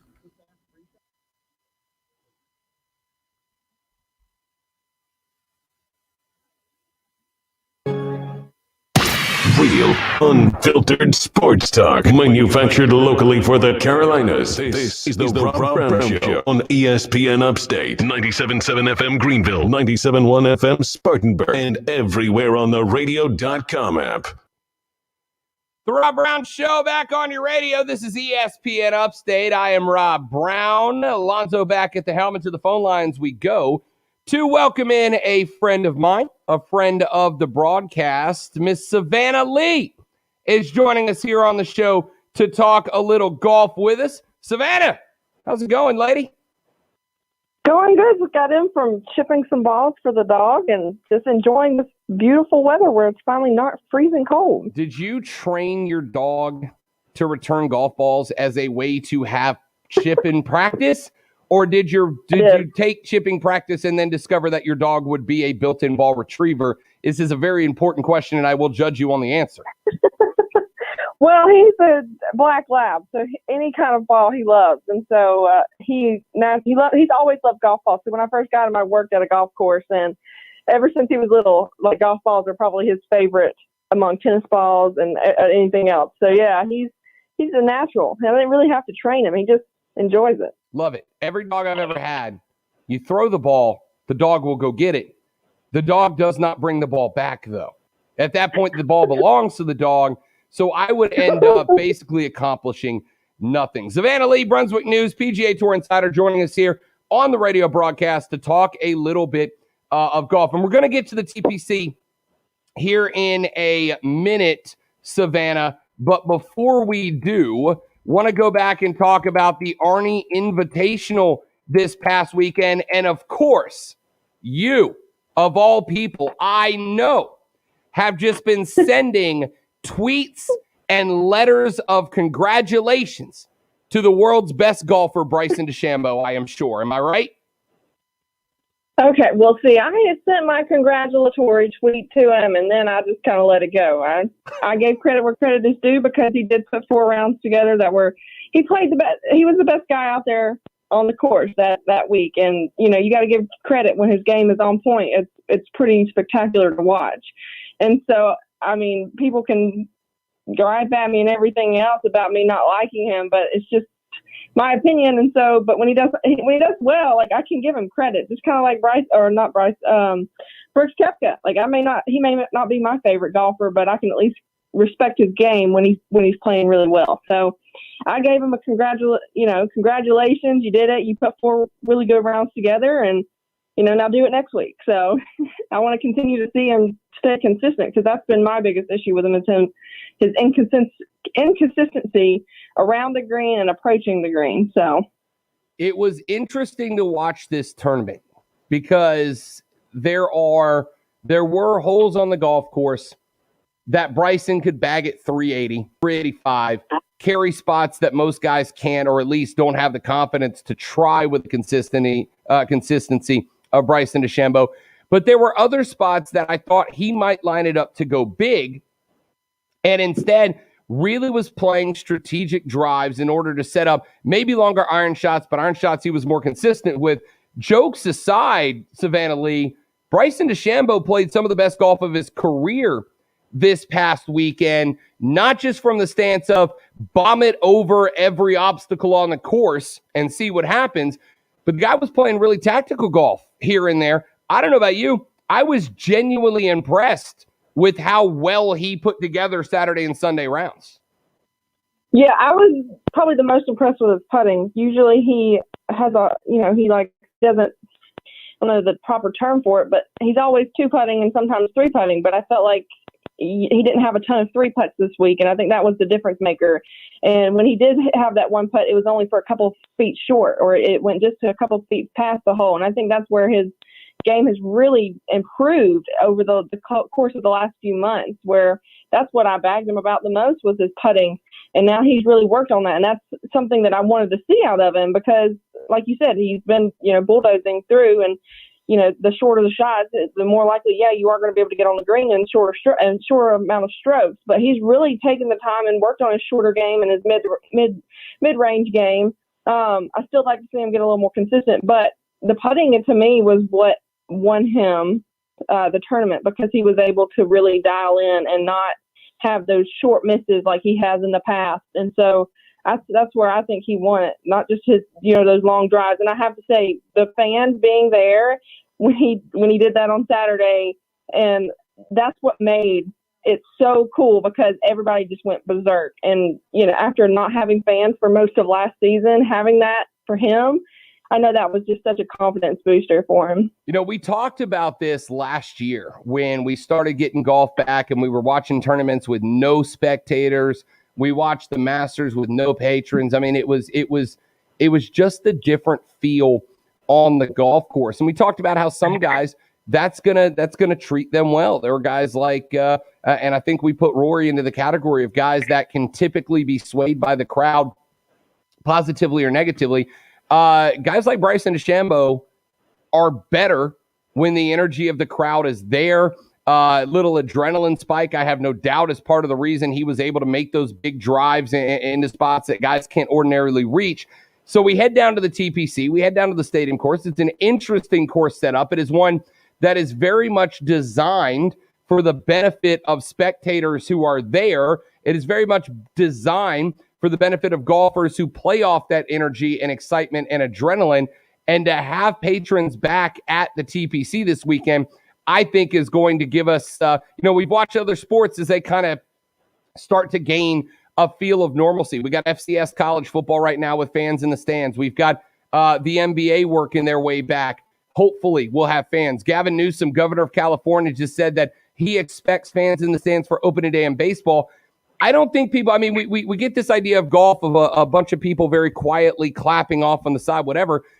But golf is better with fans there, and this weekend's tournament, I think, is going to prove that every bit as much as the Arnie did this past weekend. Oh, for sure. And being at TPC Sawgrass, I just think it's going to bring even more electricity with the island green and people trying to get in there and make an ace or, get as close as possible and just count the number of, memorable shots on that island green or at TPC Sawgrass itself, it being the 20th anniversary of Better Than Most for Tiger Woods. Like, the players bring another level. And I know it's like the unofficial major or whatever, but I just think it's just the electricity, the field itself of all these talented guys coming together. And the fact that there's going to be 20% fans there, I just think it's going to, I know some people don't like hearing the fans, yell and stuff, but I think that's what's made golf so much more approachable and so much more fun to watch is that you're hearing those people cheer them on and not necessarily be rowdy, but just have some kind of personality. And that's what I enjoy. One of the most things I enjoy about it because it just brings another level of intensity. Because if you're not playing well, they're going to let you know you're not playing well. Or if you hit a bad shot, they're going to let you know. And I just think that can really alter a golfer's performance just solely on one shot and hearing those either cheers or those like boo. So I'm for one and so excited. I know Florida gets the butt end of the jokes a lot of times, but I'm good on the governor for at least allowing 20% of fans at TPC Sawgrass. Savannah Leigh writes for the Brunswick News, covers golf. She's our insider here on the Rob Brown Show and ESPN Upstate. So take a look at TPC Sawgrass. Par 72 measures over 7,200 yards, Bermuda-style grass. It's a peat dye design. And what makes when we play this course interesting is that it is a big-time risk-reward hole. One of those where if you can hit the perfect shot that's going to challenge you a little bit, you're going to walk away with a couple of eagles and a couple of birdies. But put it in the wrong spot, and those strokes will add up very, very quickly for you. A par 5 16th, that is the definition of high risk, high reward. You've got the par 3 17th, the island green. We can all see that one in our head, and we know that some players have lost the tournament trying to battle onto a green that's 20 yards long, 20 yards wide at its most accessible point. This tournament at Sawgrass every year is one of my favorites. I got to walk this course when I lived in Jacksonville last year and see it in person. And it's beautifully set up, but it is absolutely a course that going big can reward you with low scores. One bounce to the wrong spot, and you're putting a +4 on that court easy. Who are some of the golfers that you think that sets up best for? Ooh, I feel like there's a lot of golfers in the field this week that can really run with it. Victor Hovland is somebody who's playing really well right now, who I think can take advantage of this because he has not. I mean, granted, we're just going to take Sunday's round out of the equation because he didn't play good at all, but he knows what it takes to get up there. And after that one round last year, he was talking about how he was just excited to get back on TPC Sawgrass. So he's won. I think, of course, Rory McIlroy, defending champion. I know I've been glad to say that for 2 years now. I think he's going to shock some people this week because everybody just keeps expecting him to have this fire in him, and he hasn't. And I saw that light in him on Thursday last week and that little cocky grin that he has when he makes a good shot. So I think he's another one. Dustin Johnson will be one. Scotty Scheffler, too. Scotty Scheffler's on the cusp of getting a big win. But it's just interesting because all these different guys, short or long hitters, can really take advantage of this course. It's just a matter of not necessarily taking it safely or playing safely, but being strategic. The way Bryson was strategic with Bay Hill last week is the way the field needs to be strategic with TPC Sawgrass, because in March, the greens are a little softer. Everything is just a little bit softer because it's not had a bunch of sun and stuff on it. So I think this week could be a shocker for some. I don't necessarily think it's going to be a huge name. I think a tournament rookie could actually win it, or quote unquote tournament rookie, because some of the guys played the first round last year but they only got one round in. So I'm still consider them rookies. So I think it's going to be a quiet name more so than a top 5 player in the world.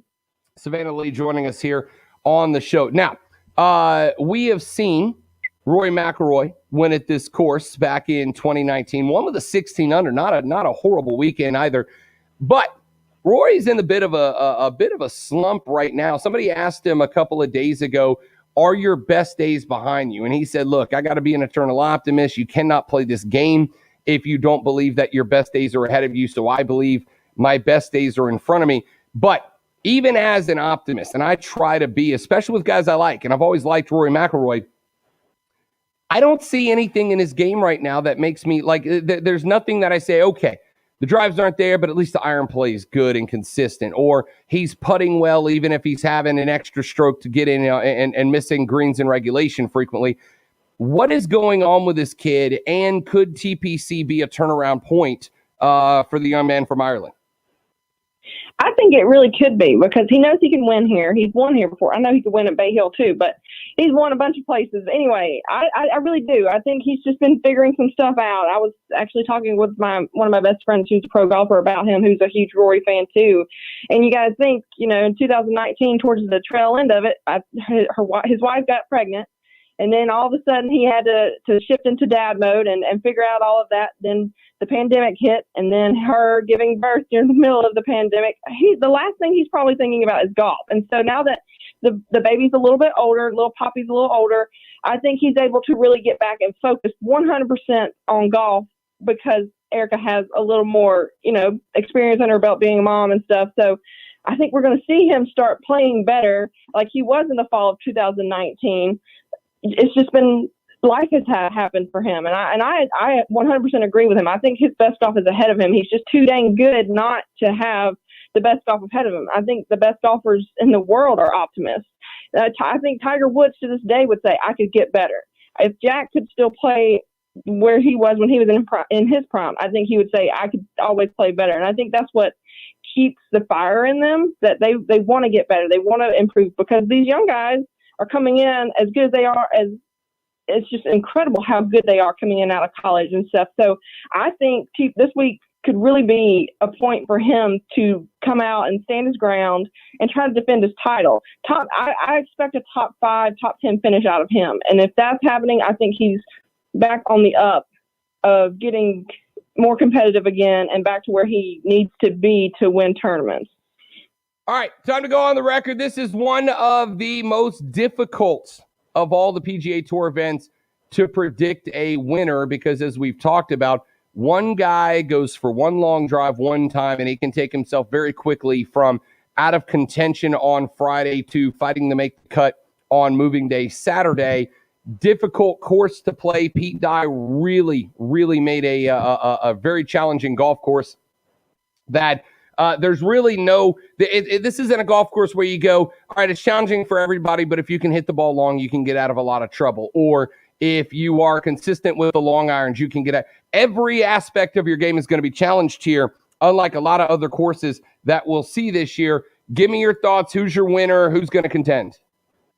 Okay, well, I'm going to give you my top 3. I'm going to give you 3 guys who I think could win this week instead of just one. So that way I'm not like shooting myself two in the foot. I think Jordan Spieth is going to be one of my guys.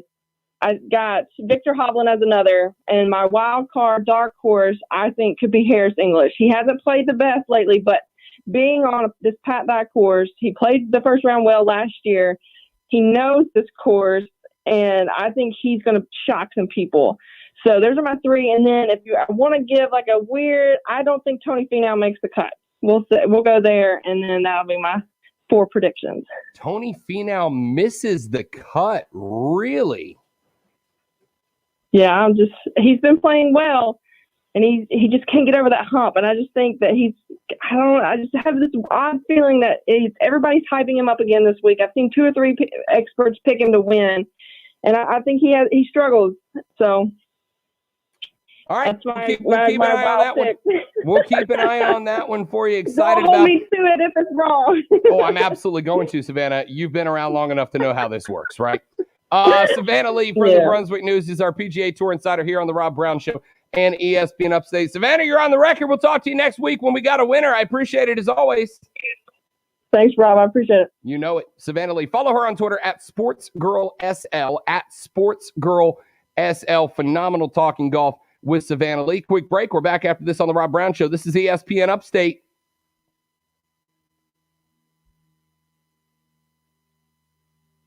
You're listening to the Rob Brown Show. Listen on your Amazon or Google smart speaker. Just say play E.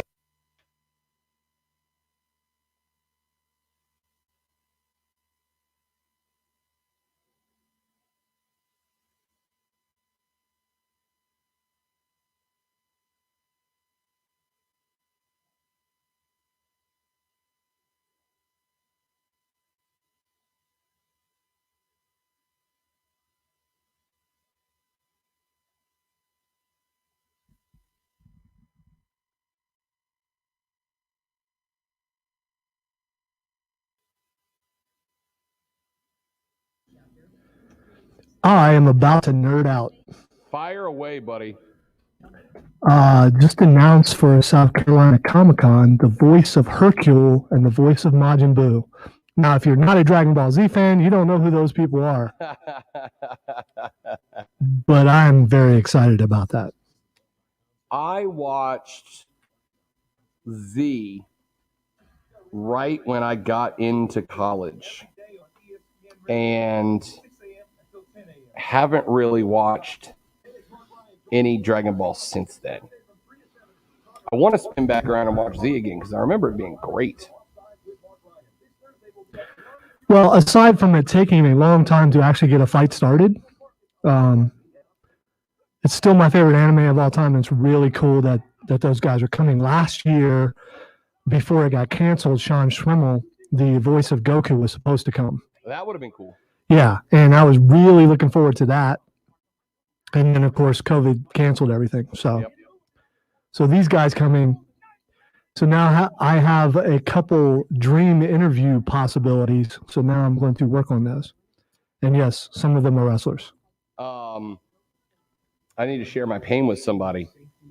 And I hate talking about this guy as much as I do, but Brandon got to interview Jake the Snake Roberts this week. Well, we know he's coming to town, so maybe you get to two, and it's not the same as him getting to do it first, but he has, He did it face to face and in person, so now I got to up that game. Well, you can at least know where he is and go get an autograph. There's that. Which I absolutely will. Yeah, I'll tell him in a second.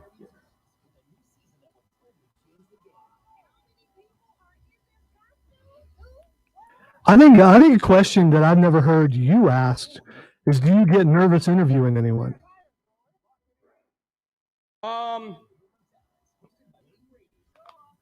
Not really, but that is because I have learned if I'm going to do a big interview, for a 15-minute interview, I will do 4, 5, 6 hours of prep. Right. I mean, I'll watch as much as I can watch, read what I can read. So anytime I do an interview, I've got an hour's worth of interview questions ready to roll. There have been a couple of times when I've gotten to do interviews face-to-face that I'm just like, it's not so much interview about, am I going to sound good on the radio? Because I'm comfortable with that. But just, hey, don't be a total fangirl and embarrass yourself in front of this person. You know what I mean? Jake the Snake, I would say, on the relative nervousness scale for interviews, if I got to interview Jake the Snake Roberts face-to-face, I would probably clinch up. That dude was my favorite wrestler when I was a kid. So I'd clinch up on that one a little bit. The only other one that I can remember, and this is a weird one for me, but the only other one that I can remember clenching up for when I got the interview face-to-face was Michael Buffer.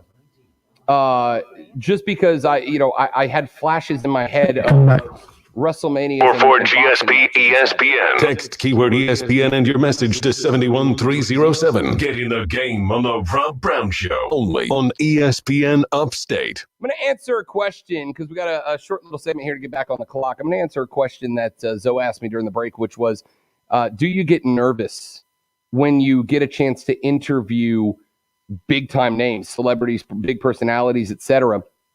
And I've been asked this question many times in my career, and so I'll answer it here because why not?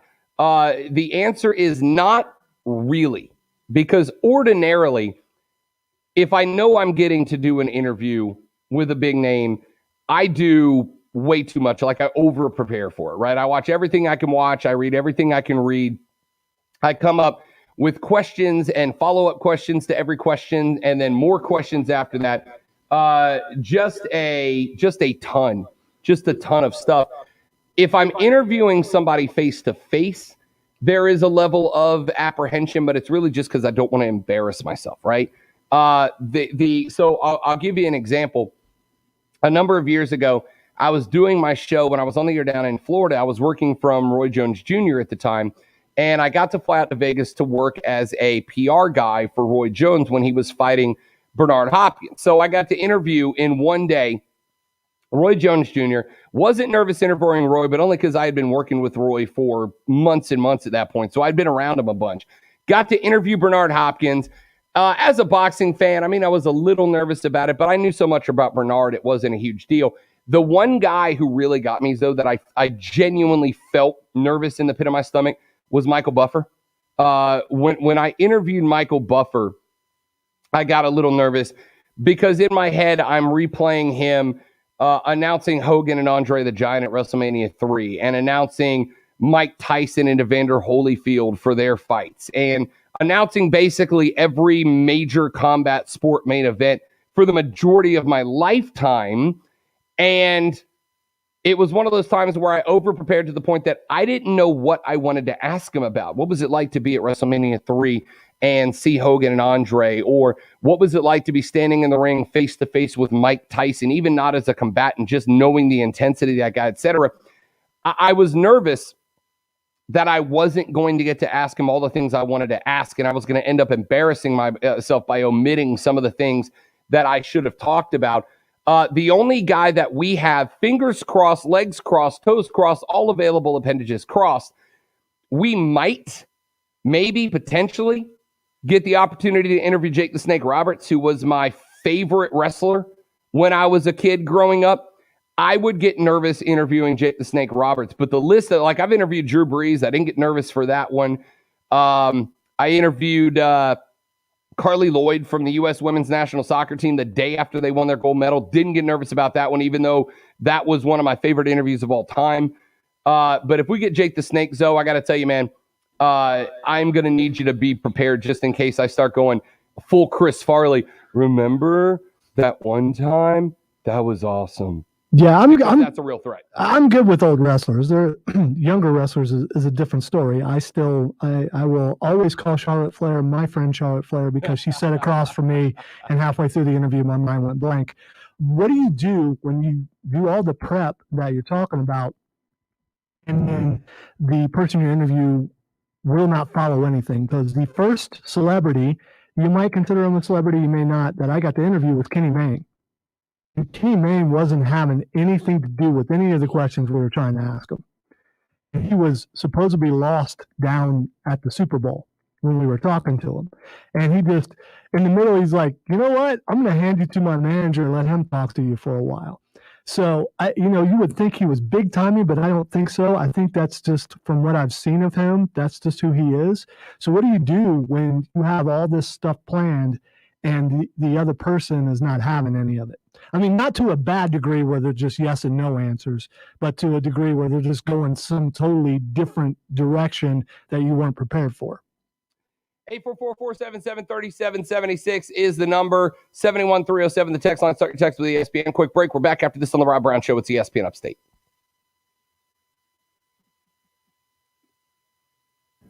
QC Connects. You're listening to The Rob Brown Show. Listen on your computer and tablet at ESPNUpstate.com. Say about my friends at QC Kinetics right here in the Upstate. Why? Because you suffer from joint pain. How do I know? Because you're a human being, and it happens to all of us. Some of us later, some of us earlier, but it does happen. Your body breaks down over time. You use it all the time, no matter what you're doing.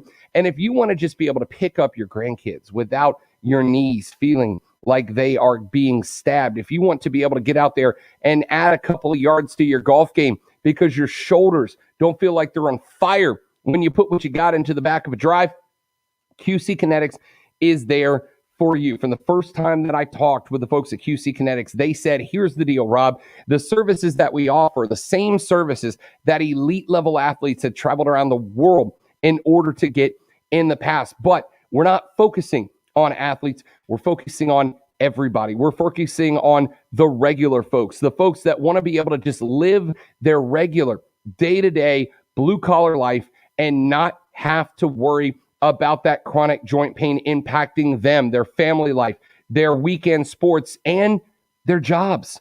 Those of you that have to crawl around on the floor, you know exactly what I'm talking about. When your paycheck depends on your ability to show up to a job and be physical, but that joint pain flares up, it can be terrifying. No longer with our friends at QC Kinetics and their non-surgical regenerative therapies. They can help you feel better, faster, without going under the knife. And it's very, very simple to get started. Go to their website at QC Kinetics, QCKINETIX.com. Learn all about their regenerative non-surgical therapies, or call them today. Trust me on this. You're going to want to. 864-448-3772. Tell them the Rob Brown Show sent you. Get set up with a free consultation and learn how QC Kinetics can help you feel better, faster, naturally. 864-448-3772. It's our friends at QC Kinetics. Hey, Furman fans. Radio.com is your home for exciting Furman Paladins play-by-play, no matter where you are. It's picked up! We are way off the clock. We still have one more break before the end of the hour, don't we? No, we don't. Oh, So that's why you just didn't answer my question and went to break. I was like, man, that was kind of mean. Yeah, I thought we had another break still because I looked at my phone and it said 12:40, and I'm like, well, that's not right. This is the 30 break, and then I picked it up and my phone had reset, so the clock was stuck even though it was 12:48, and then I just had a full-scale panic attack. So we are good? Yeah, we're good. I just thought you were like, man, that was a stupid question. I'm just going to go to break. Not at all. I looked at my clock and I just freaked the hell out because I thought we were legit 12 minutes off the clock. What was the question? Because I'll tell you, I completely blanked.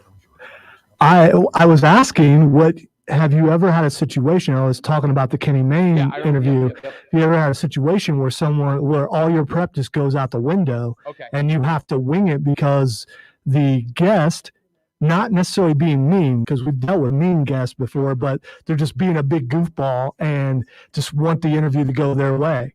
Do you go with them, or do you try to find a way to bring it back to where you wanted it? Okay, I'll answer when we come back. I legit, like I said, so the Savannah segment bled into that last one for me, and I was like, oh my God, I still have to get another break, and it's 12:49 already. I done screwed up. It's Central Time messing with you. We'll go with that. Stupid Google Pixel. So for those of you watching on the stream, now you know how my brain works, and the answer to that is poorly. Yeah, Drew and I were discussing about how messed up that was. You just like... I really am not a jerk, Lonzo. No, I told him, no, listen, I knew there was a reason behind it. And yes. And even if you were, I will be okay.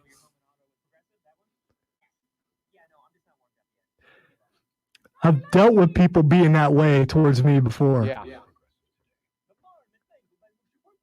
You have 1 minute. And then plenty of time before the top of the hour. I accidentally got us back on the clock. I kept thinking it was stomach issues. So I did my research and talked to my doctor.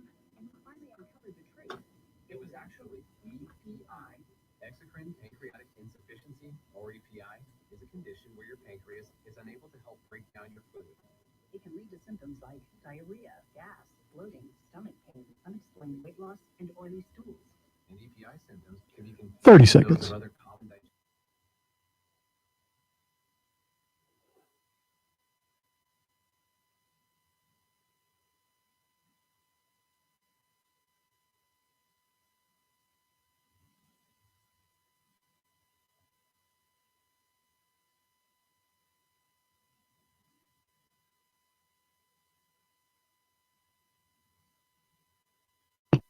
Hey, Rob can read, so he says. Email Rob Brown at espnupstate.com and we'll put him to the test. This is the Rob Brown Show, local sports talk on ESPN Upstate.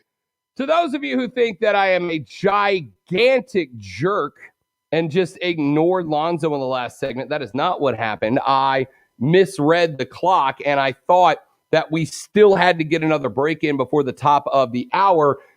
So it's not that I'm a jerk, Lonzo. It's just that I'm bad at my job. So I apologize for that. My skin is thick. It's been seasoned from other people doing that to me. So, nah, listen, I knew there was a reason. It's no big deal. And the reason could have been, wow, that was a stupid question. Let's just move on from that. No, that was not. In fact, it was a very good question. Zoe asked me, have I ever prepped for an interview and then just had the guest go completely off the rails? And in that case, do I just wing it? Or do I try to shoehorn back into the prep that I've done? Zoe, we had Tony Atlas on the show 3 weeks ago. You remember how that interview went?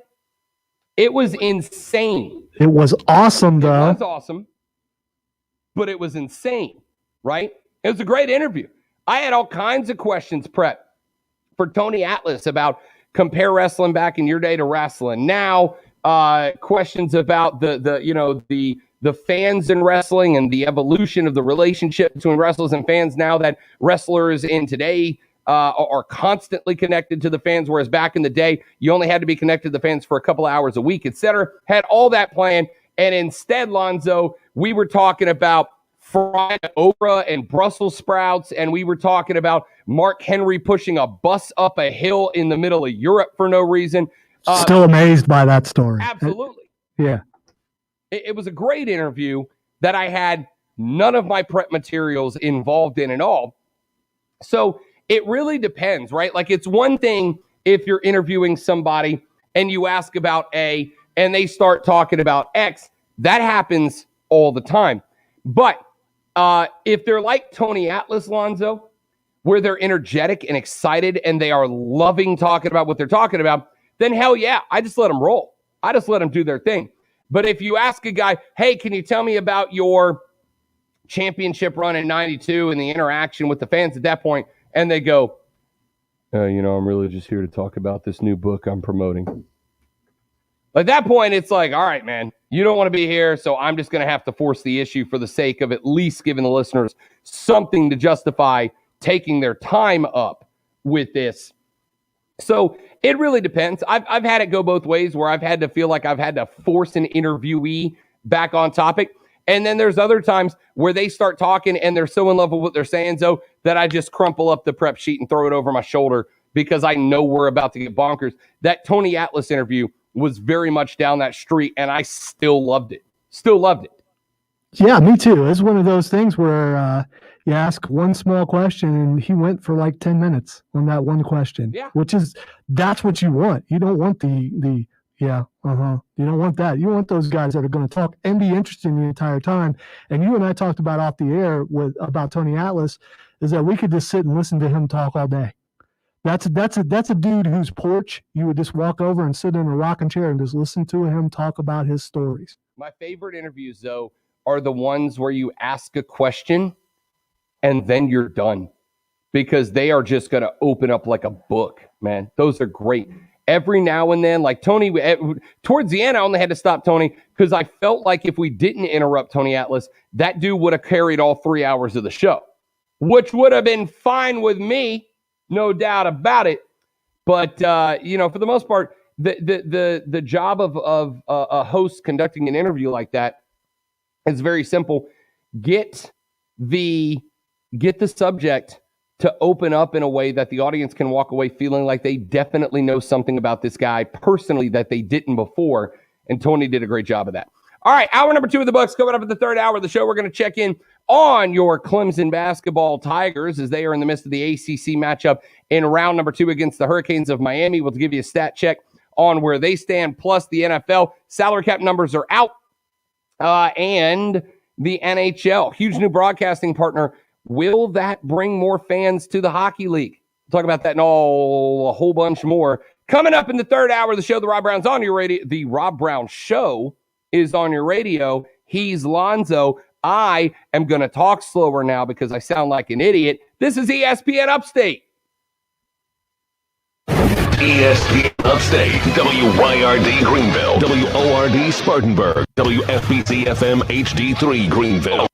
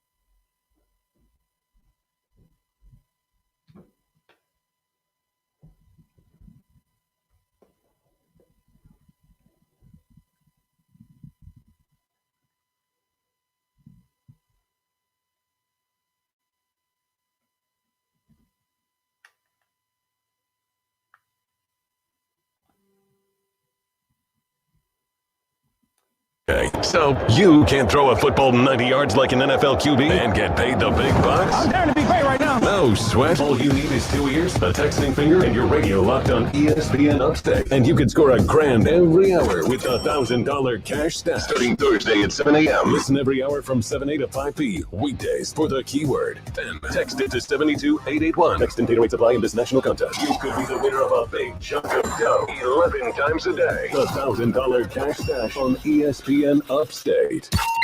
Warning. And check this out. For an official Rob Brown lockdown. Represents being real. Yeah. Real, unfiltered sports talk. Manufactured locally for the Carolinas. Lockdown. This is the Rob Brown Show. Yeah. Only on ESPN. ESPN Upstate. And away we go with the third, the final, the best hour of the Rob Brown Show right here on ESPN Upstate. Rob, Lonzo, you be a part of the show. 844-GSP, ESPN, 844-477-3776 is the number. Text us, 71307. Start your text with ESPN so we can get it on the air for you. Tweet us at The Rob Brown Show, at The Rob Brown Show, if you want to come at us in that direction. All the different ways for you to get in touch with the broadcast today. I apologize, though, if I was a little quiet during the break there. The reason why is I have just discovered that apparently over in Nashville, Tennessee, they have just opened up what is believed to be the world's largest adults, not adult theme, that makes it sound with a weird connotation, adult-based arcade. It is a $3 million project that has been built inside of an old airline terminal. They have hundreds upon hundreds of games. They have a huge outdoor cornhole section, a full regulation basketball court, and more video games than they were capable of fitting into a wide-angle photo. Apparently, this thing is recently just opened to the public.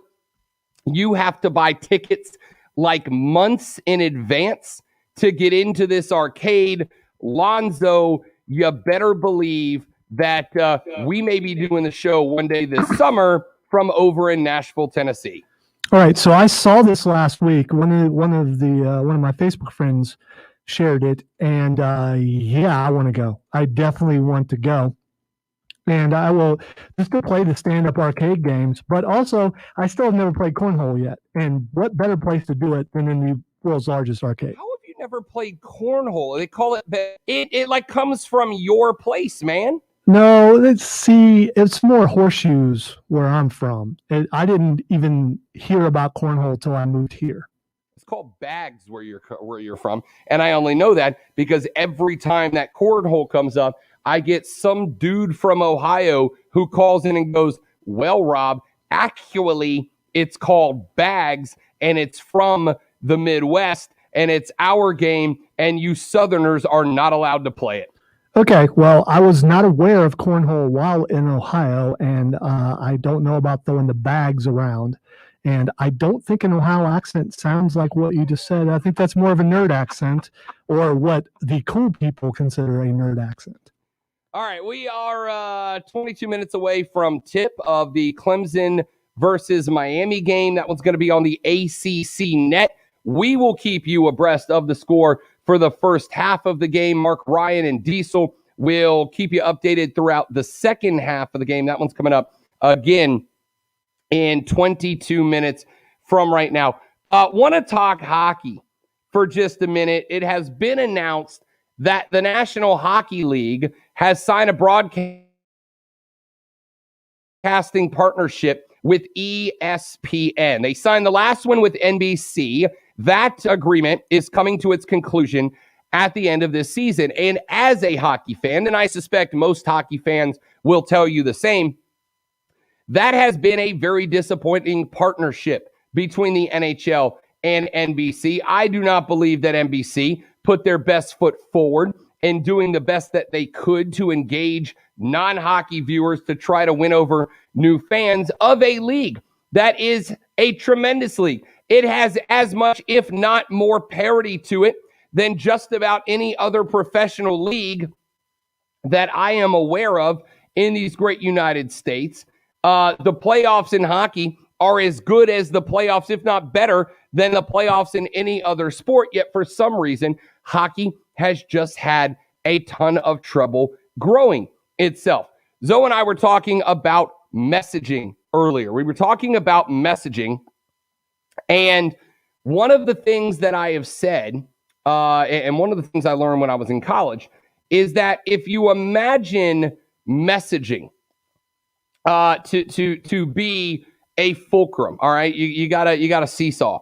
On one hand is the impact of your message, and on the other side it is counterbalanced. So how high or low the impact of your message goes is based on two different factors. Number one, it's based on the persuasiveness of your message, how effective you are at getting people to agree with, believe in, and support your message. The other factor, the other variable that you can add to that side of this proverbial seesaw, this metaphorical seesaw, is the reach of your message. How many people are you capable of getting your message out to? If you are capable of getting it out to hundreds of millions of people, then you're going to have a lot more weight to your message. If you're capable of getting it out to hundreds of millions of people and you have a very good message, then you're going to push the impact of your message up into a new stratosphere. Well, I believe that the NHL has had one aspect of that down. Their message, that is in this case, the product, is very, very good. The NHL product to me is as entertaining as any other professional sports league. And when you start talking playoffs and Stanley Cup finals and all that, it's as good on television, to me, as a hockey fan, as the presentation of any other sport. The problem is that the NHL has not had the weight behind them that I think they need in terms of their ability to reach an audience. They just have not had the amount of resources poured into their league that other leagues have had in order to get their message out to more fans, right? When it's put on NBC Sportsnet, a cable sports network that most people either A, don't have, or B, couldn't tell me if they had it or not because they've never really strolled across it, it is damaging to the National Hockey League, which is wildly disappointing for somebody who loves that message and thinks that that message would be well received by these great United States of America if it was presented in a way that made it more receivable. Going to ESPN, to me, is an enormous boost to the National Hockey League. A product that, again, I think absolutely is as good as you could ask for. A product that I believe absolutely would catch on with Americans if it was presented well. And NBC, to me, has failed to do that. NBC has not, they basically bought the NHL and then they relegate it behind everything else. I have watched on nights that there are damn good hockey games. I have watched NBC on bigger nets, on bigger channels, run 7-year-old poker series. I think a couple of weekends ago, I was getting set to watch a very good hockey game that I thought was NBC, and they had like the America's Cup sailing practices on one of their more watched networks. It was unbelievable to me, right? It was absolutely unfathomable to me that NBC made that decision. I'm not going to sit here and tell you that I believe that we're going to start seeing regular season NHL games show up on ESPN's mothership. I'm not going to sit here and tell you that I think on a random Wednesday night in the offseason that suddenly Rangers Penguins is going to be focused on ESPN. What I do think is that ESPN has a much more acceptable base. They have way more streaming channels available. They have more regular channels available. I am hoping that this will lead to a dramatic increase in the amount of college hockey that ESPN will show so that we can start learning. That's another thing that the NHL has to fight, is the fact that, you know, outside of Crosby and Ovechkin and just a couple of others, for the most part, most Americans couldn't name more than one or two hockey players in the NHL. Just couldn't do it. If I ask about hockey players, most people, I think, are going to still want to mention Gretzky and Lemieux because they're not building up the stars of today for Americans to attach themselves to. And if there's one thing that we have shown, it's that we attach ourselves to sports personalities as much as we attach ourselves to anybody else. And so because of the fact that NBC has done a terrible job of introducing current hockey fans to Americans, there's nobody to latch on to. And it is a very international game. You tune into hockey and you're going to see guys from Sweden and Russia and Germany and Canada, right? But you know when the last time a Canadian team played in the Stanley Cup was? Here you go. Let's play the Rob Brown Show home edition with Lonzo back in the studio. Lonzo, when is the last year that a Canadian hockey team from the National Hockey League played in the Stanley Cup Finals? You got a guess? I've always got a guess. Doesn't mean it would be a correct one. I'm going to go with 2003. It's a good guess. 2011. That's still 10 years ago. It has been a decade that American teams out of the NHL, and granted, here's only a small fistful of Canadian teams, but that's Canada's sport, right? It's an international game now. The talent in the National Hockey League is spread out across the entire league. It's spread out across the entire league. There's guys from all over the world, and since the Americans have the majority of the teams, of course, they're going to the majority of the cups. The drama, the storylines are there. I love this move by the NHL to partner up with ESPN. Even if NBC would have offered more money, I would have still gone with ESPN because I believe that ESPN can do a better job distributing the product. Zoe and I, you and I have had this conversation. We've had this conversation about wrestling in the past, right? With AEW. All right, let's say they do a great product. Let's say they put out a great product with great characters, great storylines and all that. It ain't going to mean jack if they can't get their message in front of old wrestling fans who are set in their ways. Hockey's the same thing. It can be a great product with great characters, great drama, great storyline, but unless they can get their product in front of new viewers, they're just going to they're going to keep being a second-tier professional sport in the Americas. So the NHL putting itself on ESPN opens them up to a huge swath of fans that don't go out of their way to access NBC Sports. They just don't. This is one of the best business moves, I think, Zoe, that the NHL has made in a very long time. Well, the thing is, I'm not a big hockey fan. I'm not an anti-hockey fan either. I just haven't been into hockey. But when I turn on the TV in the evening and I'm wondering what's going on sports-wise, the first place I turn to is ESPN. I think it's the majority of what people do. If I turn to ESPN and hockey is on, there's a good shot that I'm going to watch some of it. And if I watch some of it and the presentation's good, who knows, maybe they hook me. And maybe there are a lot of people like me that they'll be able to hook that way. One thing about it, and you've mentioned this before, if it's hard to find the sport, it's hard to grow the sport. You're correct. Here's the other aspect of it. And this is one thing that I find tough to explain to people. It is so much easier to be a fan of a sport when you're a fan of a team within the sport, right? So much easier. I am a hockey fan. I've been going to Swamp Rabbits games as many times as I can get my hands on tickets since they opened the season up. Problem is, I've never really lived close to an NHL team, even when I lived in Florida. Tampa was 7.5 hours away. The Panthers played, 11 hours from my house? I didn't have hockey. Here in South Carolina, we've got the Carolina Hurricanes.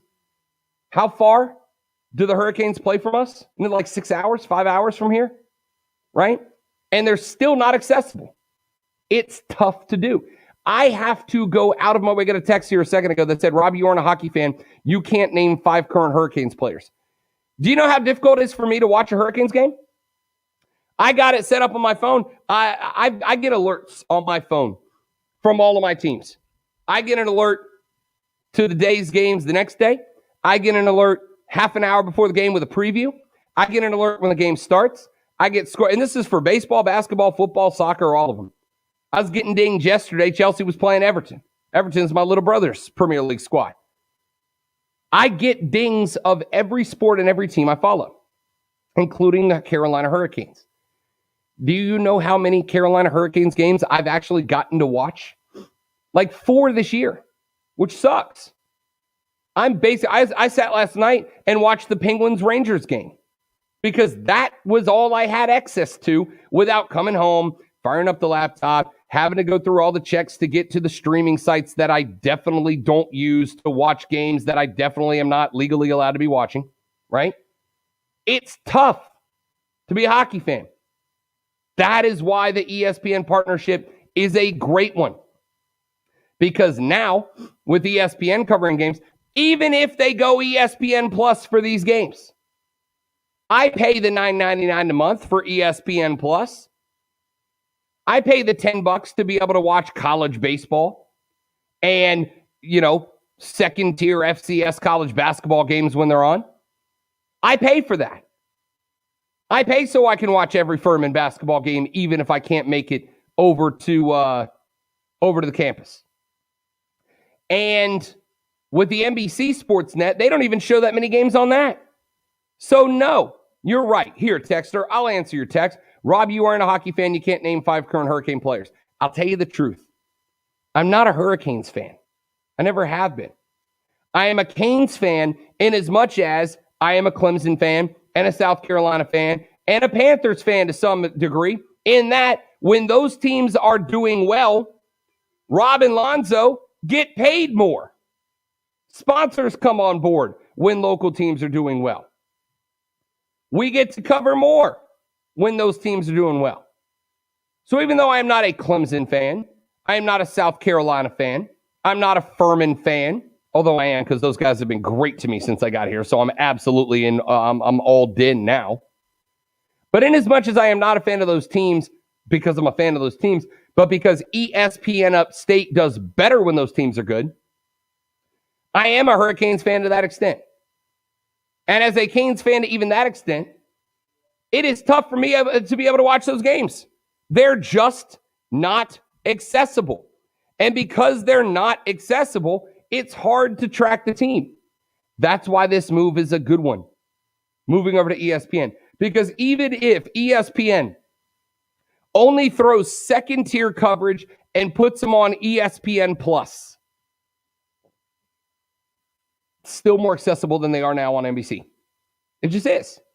They don't put the resources into it that NBC is a television channel, a television network that focuses on sitcoms and dramas. And oh, by the way, we cover some sports.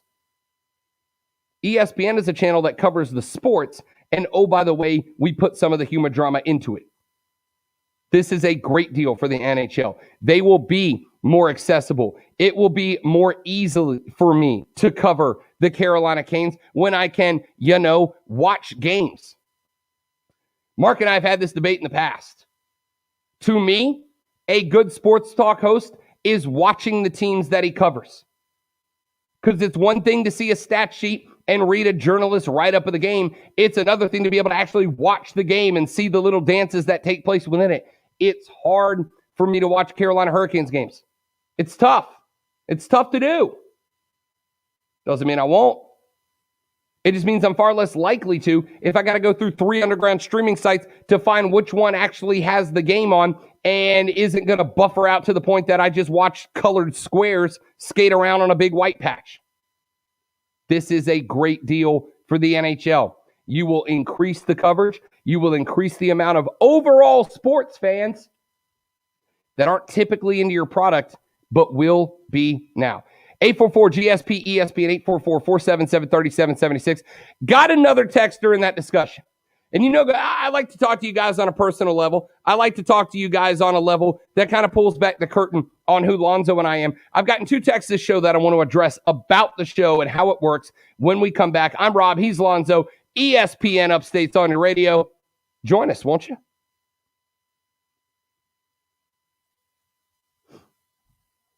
You're listening to The Rob Brown Show. Let the game come to you. Listen no matter where you go. In Anderson, Clemson, Greenville, and Spartanburg. ESPN Upstate is always streaming on the radio.com app.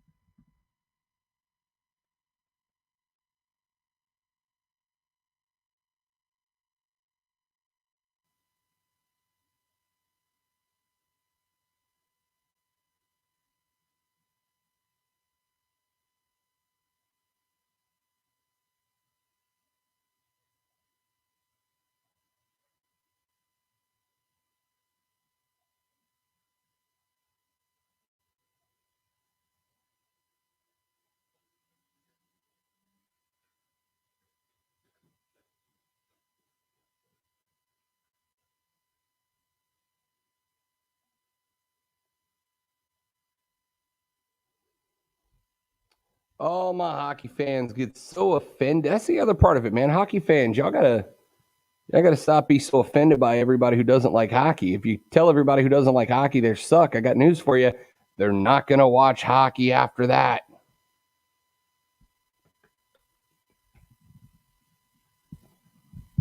What you doing, dog? What you doing, dog?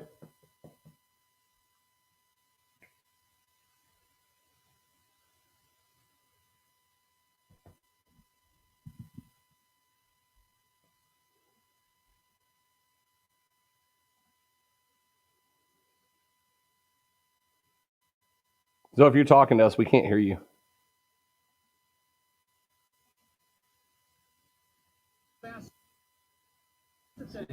You know, this button, you push it, it goes off. You push it, it goes off.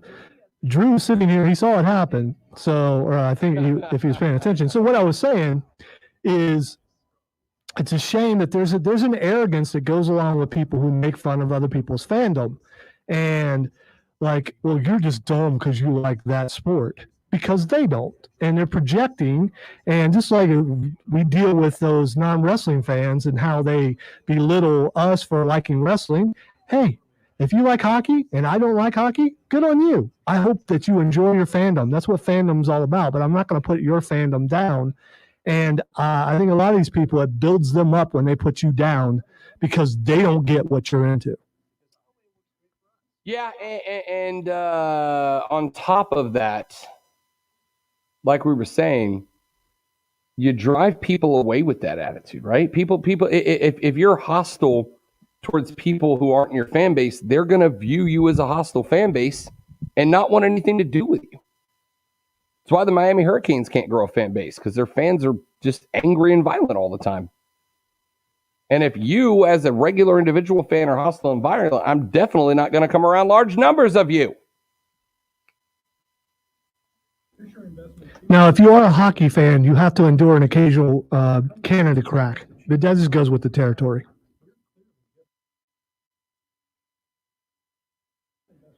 Or at least I believe it goes with the territory because it's fun to crack on Canada. Everyone does it, so you got to. Oh, Canada.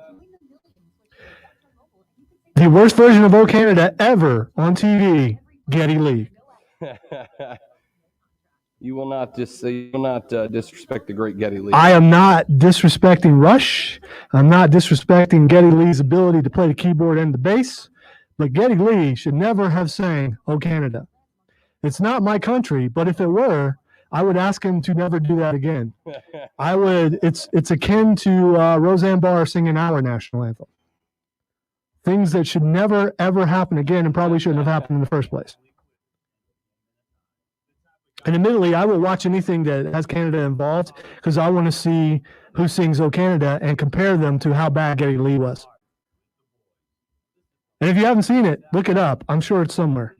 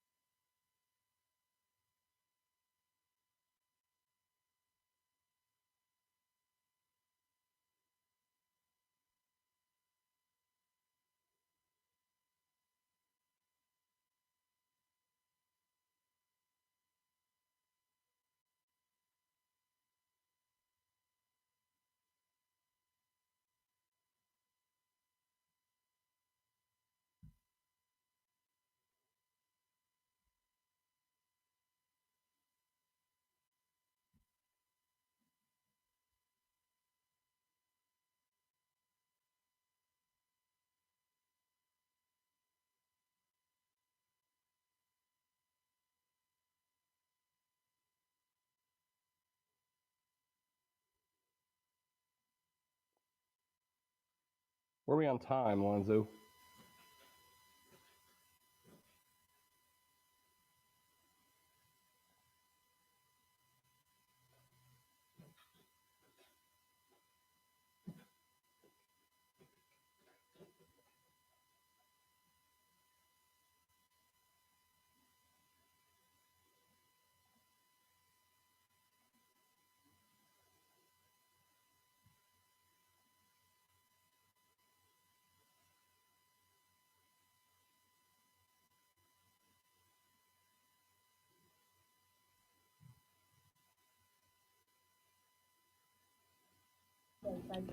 20 seconds. All right.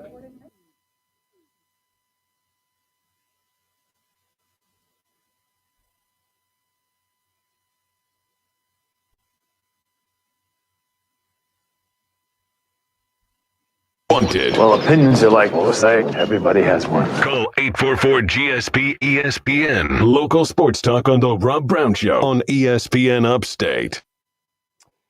844-GSP-ESPN, 844-477-3776. Texas 71307. The Rob Brown Show's on your radio. 97.7 FM Greenville, 97.1 FM Spartanburg, all around the world on your radio.com app. We are seconds away from tip between Clemson and Miami in the ACC Tournament. We'll talk to you about that as it happens.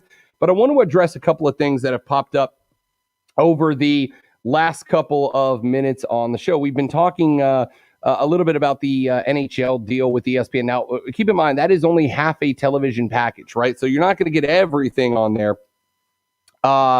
You're not going to get everything on there, but we're going to see what the other half of the package drops. I hope that whoever signs the other half, probably likely going to be still with NBC. I hope that they'll realize that they're in the process of getting outgunned by ESPN and will catch up. Now, a couple of texts that have come in that I wanted to address. First off, we got a text from ESPN at 71307, started with ESPN earlier, that said, after Lonzo had talked, is this the Rob Brown Show or the Lonzo Show? It's the Rob Brown Show, only in as much as the title. I want you guys to know something about me, and it's that I believe more voices is good. More voices is good. Lonzo is titled by me on this show, co-host and executive producer, and you'll notice which of those two titles comes first. He is part of this show. His voice is every bit as important on the show as mine, and so is yours. So is yours. We open every segment of the show with the phone number, the text line, and the tweet handles for that exact reason. And it starts with the phone line because your voices are welcome on the air. So no voices are disparaged or minimalized on this show, yours included. Certainly not my co-host Alonzo. He is every bit as important to the show as I am.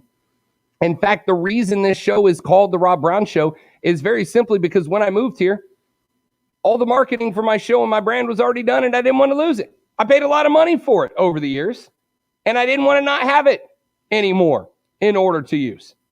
So if you think for a second that this show is just me talking to myself and monologuing for 3 hours, you hadn't been listening. You hadn't been listening. Haters, man. I love haters. Haters are awesome. Oh, and they come out of the woodwork too, son. They do. Come out the woodwork. And then at ESPN, the Canes are in first place and they are the regional team. It is your job to include hockey talk, especially when they are thriving. All right, Carolina Canes fan, let me let you in on a secret. I would love to talk more hockey. I'd love to talk more hockey. Here's the problem that you have. The problem that you bump into is that it's way down on the list. So I would argue that in terms of putting a show together, college football is number one. National Football League football is number two. College basketball is number three. The NBA is number four. And everything else, golf, NASCAR, hockey, they're all kind of a jumbled pile after that. When we talk hockey, we get little to no response. And yes, I understand that kind of propagates the situation, right? It's a self-fulfilling prophecy. If you don't talk a lot of hockey, not a lot of people are going to talk hockey with you. I know that. You know what? Let me address this real quick. As the alpha and omega of ESPN Upstate, I have been here since the beginning of this here station. And from the beginning, there has been an outcry by about, I don't know, maybe 3 people saying, why don't you talk more hockey? Every year, several different hosts throughout the 5-6 years that we've been on have been asked the question, and it's always the same answer. This is not hockey is not high on the list in sports, just as you just said. When there are hockey stories, you need to talk about them. You need to talk about them during the playoffs. I think you talk hockey more than most, which is commendable, especially with your relationship with the hockey team down the road. And that outcry will never go away. I suggest that if you lived in a hockey town, you would get more hockey talk, but you're just not going to get that. And you're talking more hockey than other shows on the station do. I would argue probably most ever have. Probably. In the history of this show. More than likely. This station.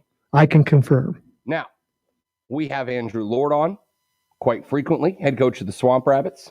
We have Matt Trust on, the voice of the Swamp Rabbits.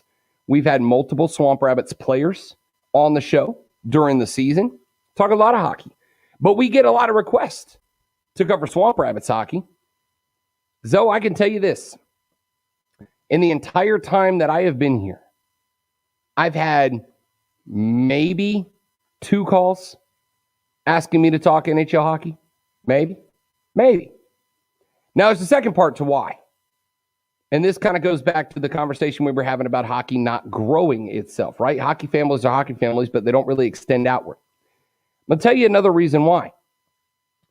Hockey fans, and maybe it's just because it's the nature of the sport. Maybe it's because when you get told that something is bad, after a while, you lose the patience of trying to say, well, it's actually good. And you start saying, well, if you think it's bad, you're an idiot. But NHL fans specifically, the hockey fans as a whole, get super aggressive towards non-hockey people. And they say, I'm a non-hockey person. Uber aggressive towards those people. It's been a long-running joke for me that hockey people have got to chill.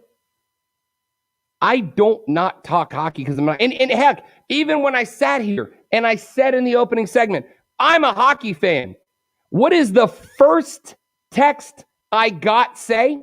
The opening line in the text I get is, you're not a true hockey fan, Rob. Well, I got to tell you, it makes it hard to be a hockey fan when I say, hey, I like hockey. And the first response from a hockey guy isn't, hey, glad we got a hockey guy. Hey, let's talk some more hockey. Hey, I love hockey. Let's catch up and have a beer and talk hockey. What is the first text I get from a hockey guy?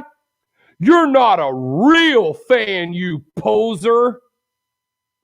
All right, well, then screw you. I won't talk hockey. That's not what I'm actually going to say, because I am going to talk hockey. And I don't have people dictate to me what I am and not going to talk about on the show unless you're the one signing my paycheck. But when you get a dude here on the radio in the upstate of South Carolina who says, hey, I like hockey. I hope we can talk more hockey. I'm a hockey fan. And then hockey fans come out of the woodworks to say, you're not a true hockey fan, Rob. You don't really like hockey. All right, well, then I won't talk hockey. And guess what, pal? You just lost probably, and I'm going to pat myself on the back and boost my ego just a little bit here. But though, tell me if I'm overstepping myself here and if this is a little egocentric. If you come at me and tell me I'm not a real hockey fan, not a real fan, you probably are alienating the best chance you have to get more NHL talk in the mainstream of sports talk here in the upstate of South Carolina if you start pushing away the only radio dude in the area who says, I would like to add more hockey to the rotation. It's called playing the victim. Well, no one gives our sport respect. If you come at someone like what they're doing, that may be the reason why. Could be part of it.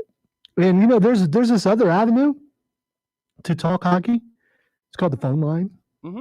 And Mr. or Mrs. Texter, you know, you could always just call in and we'll put you on and you could talk hockey. So you've been on this show, what, 3 months now? More than that. It's actually like 4. 4 months now? Yeah, sometime in December when that happened. So quick question. Regardless of topic, how many phone calls have I told you I don't want to take that call? You have not told me any. How many phone calls have I had a caller come on and I've gone, hey, we're not really interested in talking about that? I don't recall that happening. Because it hasn't. I may not read every text, primarily because a lot of y'all send texts that I cannot read on the air. But you can read them. You just can't read them on the air. True story. And I respond to a lot of the texts that I don't read on the air. But I've never turned away a phone call. I've had people call in to talk about underground cockroach racing. Didn't turn away that phone call. I've had people call in to talk about, where you can get the best hot dog at a game in the upstate. Didn't turn away that phone call. The problem with hockey fans, and I'm saying this as a hockey fan, is that you guys gatekeep your sport so freaking hard that you don't want new fans to come in, or at least it feels that way. You gatekeep your sport so hard that it makes it damn near impossible to get new fans in. And if you don't grow your fan base, then I can't justify talking 12 minutes of hockey on the show, because my boss is going to call and go, I think it's great you're talking hockey, but nobody outside of a few hockey fans are going to listen. And I don't want to do that. You don't want me to do that. So my suggestion would be open up. Somebody just said a second ago, soccer fans are the same way. Brian in the chat on the stream, soccer fans are the same way. I'm a soccer fan too. And I can tell you, there are a lot of soccer fans like that. And I tell those soccer fans, shut up and stand down, because you're making it harder to be a soccer fan. But you know what else the soccer fans do? There's this fan group right here in Greenville called Football Fanatics of Greenville. Join that group on Facebook if you're a football fan. And you know what they do? They go to bars and restaurants and they welcome people to come watch games with them. And they buy those people beers and they talk football with them and they engage with them and they make them feel welcome. And that's why Greenville has a rapidly growing soccer fan base, because the fans are opening and welcoming to new fans. You may not know the game. You may not like the game, but we want you to be a part of this group. Hockey fans text and go, you're not a real fan. You're not a real fan. Well, then screw it. I'm not going to talk about hockey. If my hockey fandom isn't good enough for you, then I'm not going to talk hockey.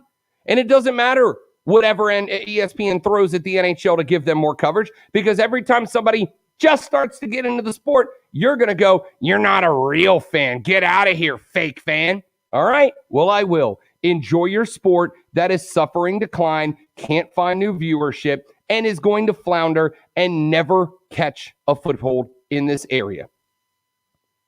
I didn't add without me, because there's more than me. But if you're going to text and call the one show that talks about hockey in the entire upstate, I've listened.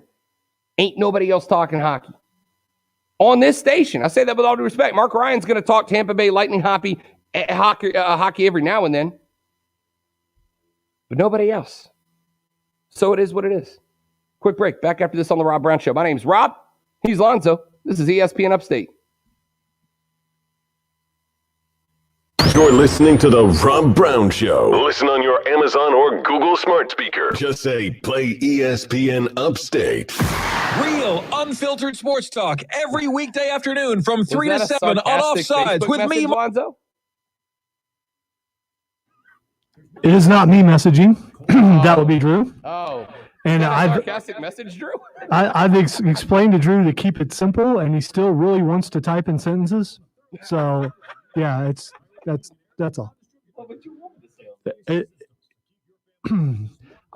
I would have put is Rob-show.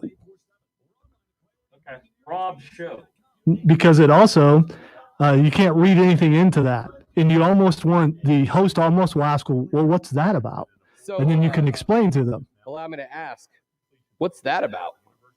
Yeah, the caller wants, he basically said, I'm tired of people ranting on you. I think you're doing gotcha. So it's praise. You could have put show praise on there. Show praise. Yeah. So the caller's name was Rob too? Yeah, the caller's name is also Rob. That's what threw me off. Yeah, I thought you were complimenting me, because, and I was like, nobody would do that. I was gonna type on the phone, is caller Rob, and he goes, stop typing. He's gone now, so it doesn't matter.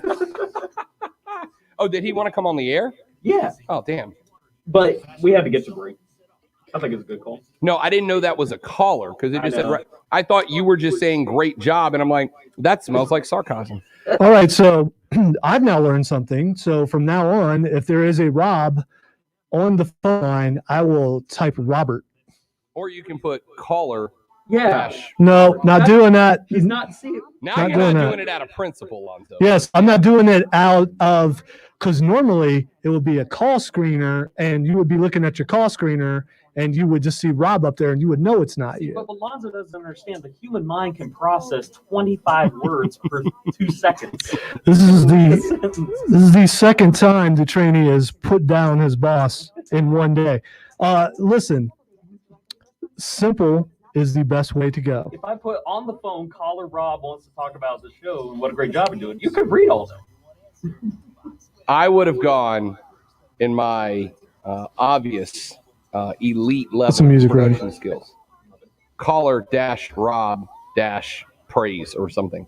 I think that's a good compliment. So from now on, everyone who calls in, their name is Rob.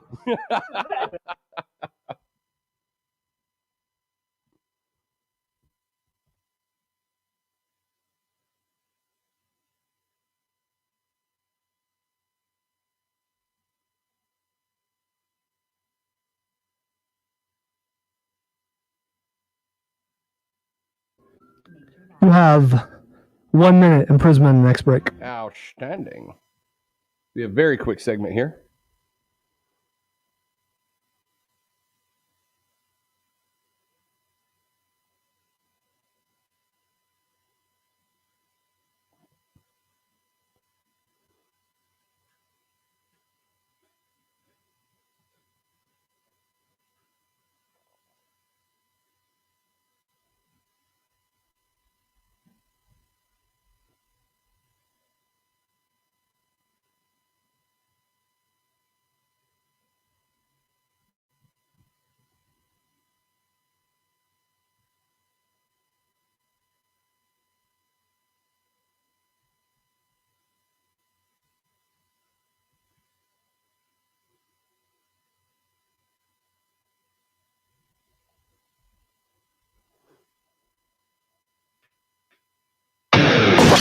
Text us anytime at 71307. Use keyword ESPN followed by your comment. Local sports talk on The Rob Brown Show on ESPN Upstate. The Rob Brown Show back on your radio. It's ESPN Upstate. 14 minutes, 18 seconds remaining in the first half. Clemson up on Miami 14-8 right now. Playing pretty solid basketball. Defensively, Miami not really getting a lot of open looks at the basket. Most of their shots have been contested. Offensive end, a lot of ball screens for Clemson, moving the ball well, getting a couple of shots open. Clemson right now playing kind of a modified 2-3 zone. It's almost of a 2-2-1 zone to some degree with the middle two spread out more towards the three-point line. Miami running a lot of full court man-to-man against Clemson right now, and Clemson moving the ball well, lots of pick and rolls, lots of screens to get out of those one-on-one matchups. 14-8. 13:50 left to play in the first half. We'll give you another score update towards the end of the show. Couple of texts that have come in. First off, Rob called in. Rob, I appreciate what you had to say. I do apologize. Didn't understand that we had a caller. I thought Lonzo was just telling. Lonzo typed, Rob, great job you're doing. I didn't know it was from a caller named Rob. I thought Lonzo was just saying nice things about me. Let me just point out, which is weird. Again, that I'm training.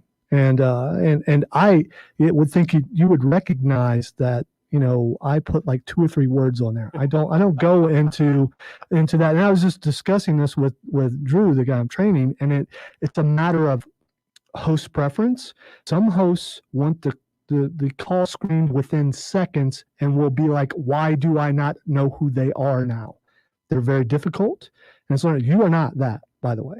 But there are some. I was doing a great job. Yeah, there are some that I will say that this show has improved a great deal in the last 4 months.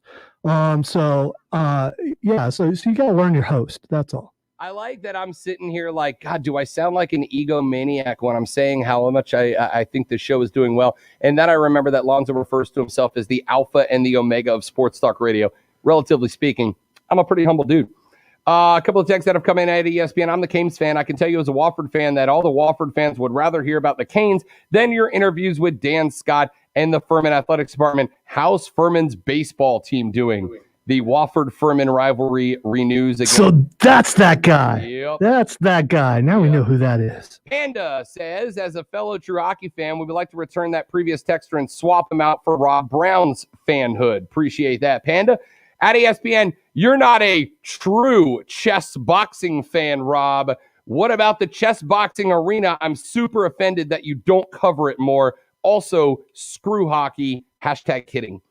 At ESPN, yep, I'm good on hockey talk. Been more than 12 minutes now, LOL. Yeah, and that's the thing, man. You got to keep in mind, as much as I want the hockey fans to be happy, I do have to consider what it does to the overall audience.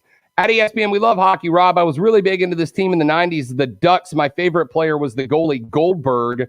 And hockey smocky, have you talked soccer yet? If you guys would like some Premier League talk in the football world, I can tell you, Chelsea 2-0 winners over Everton yesterday. Big dub for the Blues. Let's go, Blues. Quick break. When we come back, Twitter trending topics to wrap up the show on The Rob Brown Show. This is ESPN Upstate.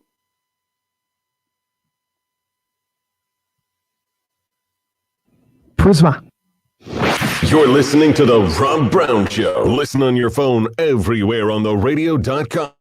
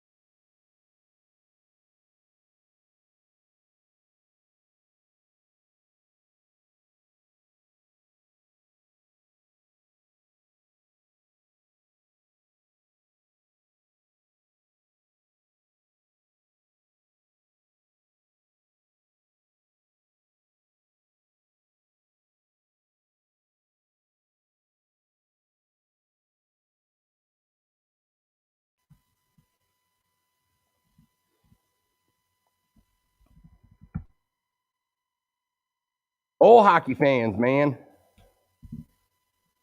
I love y'all, but you got to chill.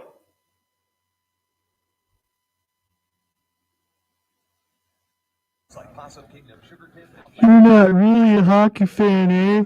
Because you don't know what real hockey fans are like. You know, so I've said the same things about, like, there was a dude the other day on Twitter that said something that was like, if all you watch is Dragon Ball Z and Adult Swim, you're not a real anime fan. And I'm like, yeah, that's a really good, like, I'm not an anime fan per se. Like, I watched DBZ. Like, I watched Cowboy Bebop for a while on Adult Swim. It was pretty good. But the only way I'm going to get into more is if I'm exposed to more. And I have no desire to seek it out if I think that fans of that of any topic, but of that genre, every time that I start to express interest, immediately crap on me, which is why I've told people on the air, look, if you think you might be interested in soccer and you're not really sure, come meet me for a beer for a game that I'll tell you is a big game. I'll buy your beers. I'll explain the game to you, etc. Because that's the only way you're going to get anybody to get involved. So when you are reaching out aggressively insulting the only sports talk radio host in the area that talks hockey, it's a really good way to make sure that he doesn't talk about hockey and nobody does. It's dumb. It isn't very bright, but like I said before, there's an arrogance to it. I think people believe that their fandom and the way that they are a fan should be how everyone else is a fan. And fandom is kind of like manhood or any other thing. It's defined by the individual. It's not defined by someone else looking at you and telling you what you should be. So whatever fan you are of whatever you're a fan of, it's your fandom. It has nothing to do with anybody else. Hashtag nailed it. .com/credit and get a $75 credit for your first sponsored job post. Terms and conditions apply. Most people know that Mr. Clean Magic Eraser removes crayon and scuff marks from walls. Dak Prescott looks really happy right now.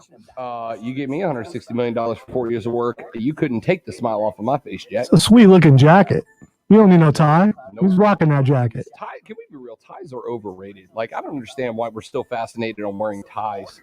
What is it about tying a colorful piece of fabric around your neck that suddenly makes you a professional? I don't know. I've never gotten it. I like suits. I wear a suit all the time, but I wear suits without ties.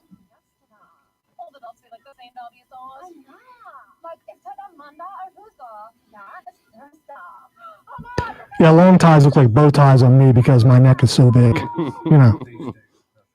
The other thing, when I tie a tie, it's like I can get it right, but then it sits weird because I got I don't know. I hate. No, I get it. Can you double Windsor though? I've never got the double Windsor. I can double Windsor. I can do the four in hand. I can even do the little one that leaves like a spiral design in the knot of the tie. It's not a lack of ability. I just think ties are dumb. Are you willing to clip on? No. I don't say this about many things. Though I am above a clip-on tie. Okay. I am better than that as a person. I would probably do it just to annoy somebody. You know who now?